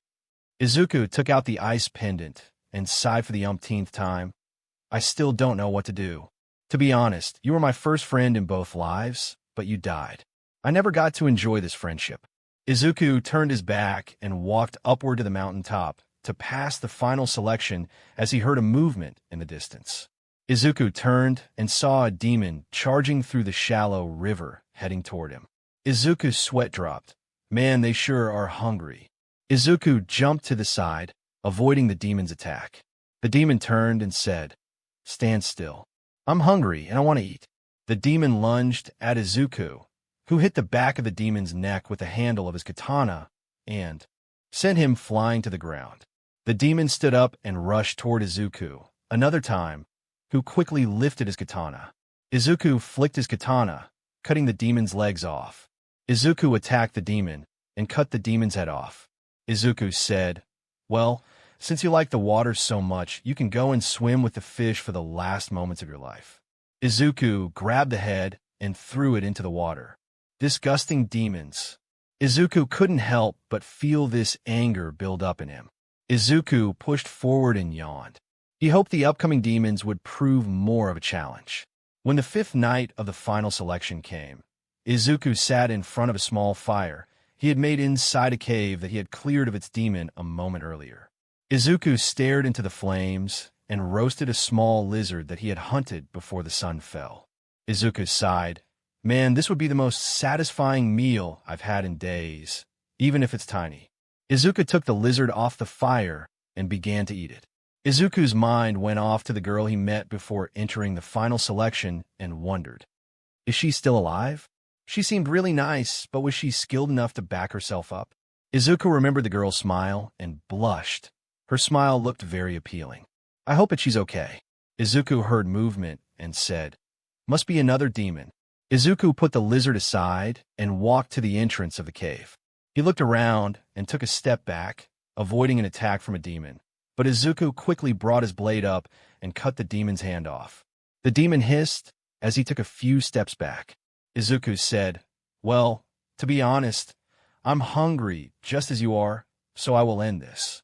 Izuku positioned himself, storm breathing, first form. The rest was history.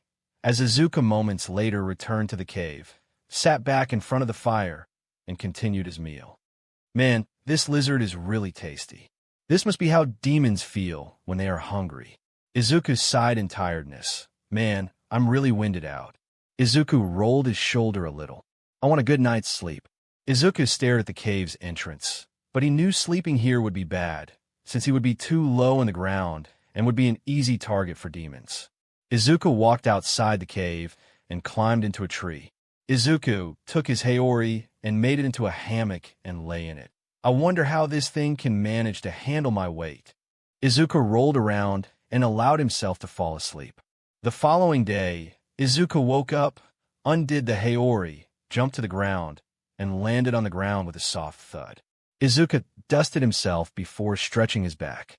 Izuku adjusted his grip on the katana and said, "Okay, Izuku, you don't have much left. This is the 6th day. You survived 5 days so far, so that means you are more than capable of surviving another 2, but you can't let your guard down." He put the Haori on his shoulders and continued to walk. Izuku hummed to himself in a happy tone as he pushed forward in his journey to finish the final selection. Izuku looked around and saw little movement. I guess the higher we get, the fewer demons I will find. It makes sense because there should be no demons where wisteria trees are close. Izuku hummed slightly. This also means that I'm on the right path. Izuku stared coldly at the side and said, "Come out now, before I flush you out." A demon came from behind a tree, with Izuku tilting his head as the demon didn't attack immediately. Izuku's senses quickly screamed at him. Izuku rolled on the ground as a set of claws flew where his head was. Izuku looked and saw a demon standing above him. The demon growled, "I thought my demon BLD art would work, so he can make mirages or fake images of himself." Izuku quickly slashed his katana at the demon whose stomach was sliced open. The demon hissed in pain as it jumped back. Izuku muttered, "Storm breathing. 5th form, Twister Surge." Izuku unleashed massive, circular slashes toward the demon. The demon was forced to cover his eyes from the dust created by the attacks. The attack disoriented the demon, which caused an opening to happen. The last thing the demon felt was a cold, metallic surface traveling through his neck. The head fell to the ground as Izuku yawned. Izuku looked down at the demon. To be honest, if it weren't for Gigi's nightmarish training, I wouldn't have survived this attack. Izuku looked at the demon's head, which, unlike the other ones that cursed at Izuku when he killed them, was crying. Izuku stared at the demon's disappearing form and shrugged. Izuku just turned around and left. For the next few hours, it was utmost quiet. Izuku was bored out of his mind because he didn't encounter even a low-class starving demon. Izuku pushed his way through a huge bush and appeared in a clearing that smelled like absolute death. No one needed to tell Izuku that he just walked into a demon's nest that was feasting on previous and current examinees. Izuku stared and jumped to the side. A demon flew by him like a missile. The demon stood up and said, "You actually survived that. I have to say that's impressive, since no one has ever done that." Izuku quirked an eyebrow at the demon's appearance. It looked like it was a blonde-haired demon with red, blazing eyes, while the demon had the smuggest grin on his face. But this won't happen again. The demon unleashed a burst of flames from his hand, propelling him toward Izuku. The boy put his katana in front of him, blocking the demon's hit as the demon yelled, "Demon Bell D Arts, Blazing Inferno." The demon then launched a massive flame attack at Izuku, who quickly ducked under the attack and crawled out of the way. Izuku then stood and said, "Storm breathing. 1st form, Gale Blitz." Izuku dashed toward the demon and performed 2 large slashes, but the demon smiled and said, "Demon BLD Arts, Earthly Shields." Izuku's katana struck the demon's hands, which were protected by huge chunks of rock. Izuku frowned. Izuku jumped backward. The demon muttered, "Demon BLD Arts, Demonic Vines."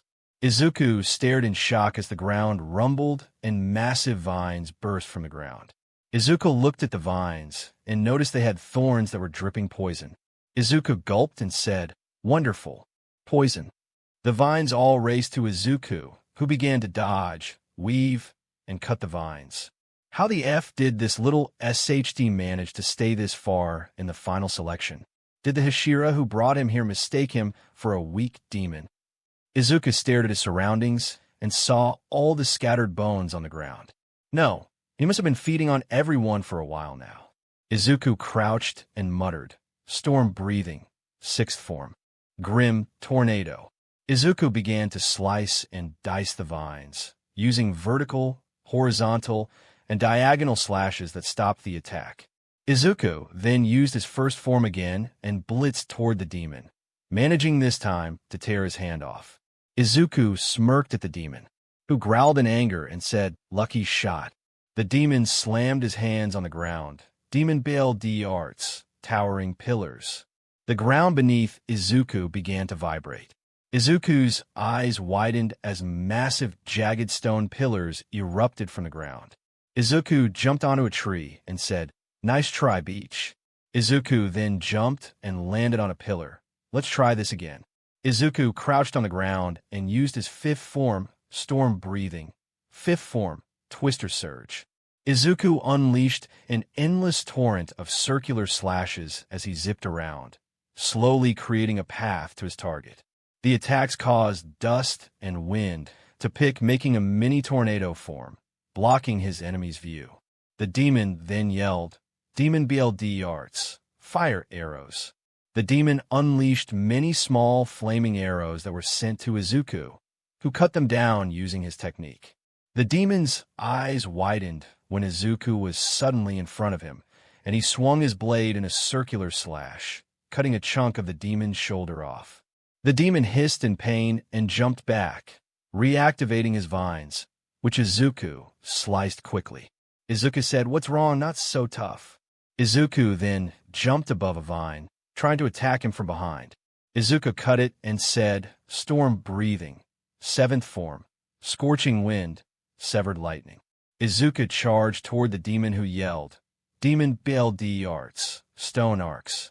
Many stone arcs formed in front of Izuku's path, but Izuku delivered two powerful slashes in X form, backed by the force of his upper body, cutting through the arcs. Izuku then flipped above the demon and performed a horizontal slash that cut the demon's neck, going through it like a knife through butter. Izuku landed on the ground and stared at the demon. He looked around and saw the scattered bodies on the ground. Izuku sighed and went to pick up the bodies and the scattered body parts, so that Izuku could give them a proper burial. But Izuku was stopped by the demon, who ranted, "You filthy human, why couldn't you die? I was supposed to be the next Upper Moon. I was supposed to be the strongest. I was supposed to be one of the favorites after I grew strong enough to escape this place. For years, I ate demon slayers, but you just had to come in and ruin everything." Izuku rolled his eyes and picked a stone. Izuku stuffed the stone into the demon's mouth, who began to scream furiously. Moments later, the demon's screams dissolved into nothing as his last remains vanished from existence. Izuku turned his attention back to the rest of the dead competitors. Izuku sighed and covered them all in dirt. As soon as Izuku finished covering them, he gave them a quick prayer and went on his way. Izuku, for the rest of the day, faced little to no resistance, as most of the demons Izuku faced only needed a single slash to make them tumble. Gigi was right. The demons in the final selection are truly desperate, but the demon he faced earlier that day sure was something. Izuku had to admit that the demon's BLD art was something special, but it was apparent that the demon never used it much, or only used it on demon slayers who panicked quickly. Izuku looked at the sun and saw that it was about to go down. Izuku decided to push through and walk in the dead of the night, so perhaps he can walk it to the end faster. Izuku walked late into the midnight, before he decided to finally rest. Izuku untied his haori and tied it to 2 tree branches, turning it into his comfortable hammock. "I have to thank Gigi for this haori. Man, this thing is strong as SHD." Izuku then fell into sleep. As the following day came, Izuku woke and jumped onto a tree branch. He quickly untied the haori and put it on his back. Izuku then began the final walk of the journey, and he really hoped that he would reach the end by now, because he was seriously messed up. Despite Izuku killing many demons, he received a lot of injuries himself. Right now, he looked like a human pincushion due to fighting a demon with cool demon art yesterday. Let's just say I won't look at skewers the same ever again. Izuku mentally thought, pulling a small quill from his hand. Izuku looked and stormed forward. He sighed as a stray demon jumped in front of him. Izuku rubbed his forehead. "Do we need to do this? I'm already at the end." Izuku pointed to the clearly visible top. The demon growled and lunged at Izuku, who sidestepped him. Izuku quickly turned around and swung his blade into the demon's neck as the monster disappeared into nothing. Izuku looked at the demon and said, "What a wonderful story of extreme failure and sadness." He should have taken my warning to heart. Izuku moved forward, forgetting the demon. Izuku continued his walk for the rest of the day. The journey was mostly peaceful with little to no demon activity, with Izuku assuming that since he was so close to the top, this means that the wisteria trees are close by and demons are repelled by their smell and presence. Izuku hummed slightly and bowed down to eat a couple of the berries from a bush. It was very tasty. The night quickly came, and Izuku sat on the ground and made a small fire that he sat in front of it. Izuku warmed himself up. Izuku laughed to himself, imagining when he reached the top that a handful of demon slayers had already passed, and Izuku had reached at the last moment. At around 1 in the morning, Izuku stood up and said, "No time to waste. I can catch up on sleep later." Izuku decided that he didn't want to wait anymore, so he moved as quickly as he could to reach the top of this place and leave it. A few hours later, Izuku reached the final stop. In front of him, Izuku saw a gate framed by wisteria on top of a couple of stairs. Izuku walked to the top and finally pushed past the gate. Izuku looked around, but he didn't find anyone there. It was as empty as a desert. Izuku looked in confusion. Izuku hoped that someone would be here. He wanted someone to talk to, but he supposed this was the world of a demon slayer. Izuku's mind quickly went to the nice girl. He felt his heart clench. Is she really dead? Izuku felt his heart sink at the thought of her being dead. She was in essence my very first friend who was a girl. First Shinso-san, and now Kocho-san. Izuku shook his head. No, you had to wait, Izuku. I'm sure someone else would be able to make it. Izuku sat under a wisteria tree. He looked to the side and saw a table covered by a tarp. Izuku quirked an eyebrow, wondering what was under the tarp. Izuku stood up and went to investigate, but a sudden call made him stop. Stop. I made it. Don't close the door. Izuku looked at the gate and saw Kane running up the stairs, out of breath. I made it. I finally made it. Izuku, sweat dropped upon seeing her. How in the world is she so clean? Like, doesn't she sweat? Izuku stared at his sorry state, and then Kane's pretense state, and sweat dropped harder. Kane finally stopped and looked. She saw Izuku and smiled brightly. Midoriya-san, you made it. She noticed Izuku's sorry state and gasped. Oh my god, Midoriya-san, what happened to you? The final selection. Izuku replied with a sweat drop as Kane chuckled. It was really hard, you know? Izuku added before surveying Kane's state another time. But it seems that you were hardly scratched. And why do you look so clean? I bathed every day, Kane replied with a smile. You know, to fight well, you need to feel good. She bathed every flipping day. Izuku mentally thought, girls are something else. Kane brought Izuku out of his thoughts when she said, come on now, let's patch you up. Luckily for you, I know a bit of medical knowledge, and I have a couple of medical aids with me, so I will patch you up in no time. Izuku sat as Kane began to patch up his wounds. Kane asked, so, we're the only ones here? Izuku nodded. Kane hummed. I'm sure others will show up eventually. It's still early. And like that, Izuku and Kane sat together and began to chat, waiting for other competitors to arrive. This marks the end of part 1 of What If Deku's Suicide Sent Him to the Demon Slayer Era.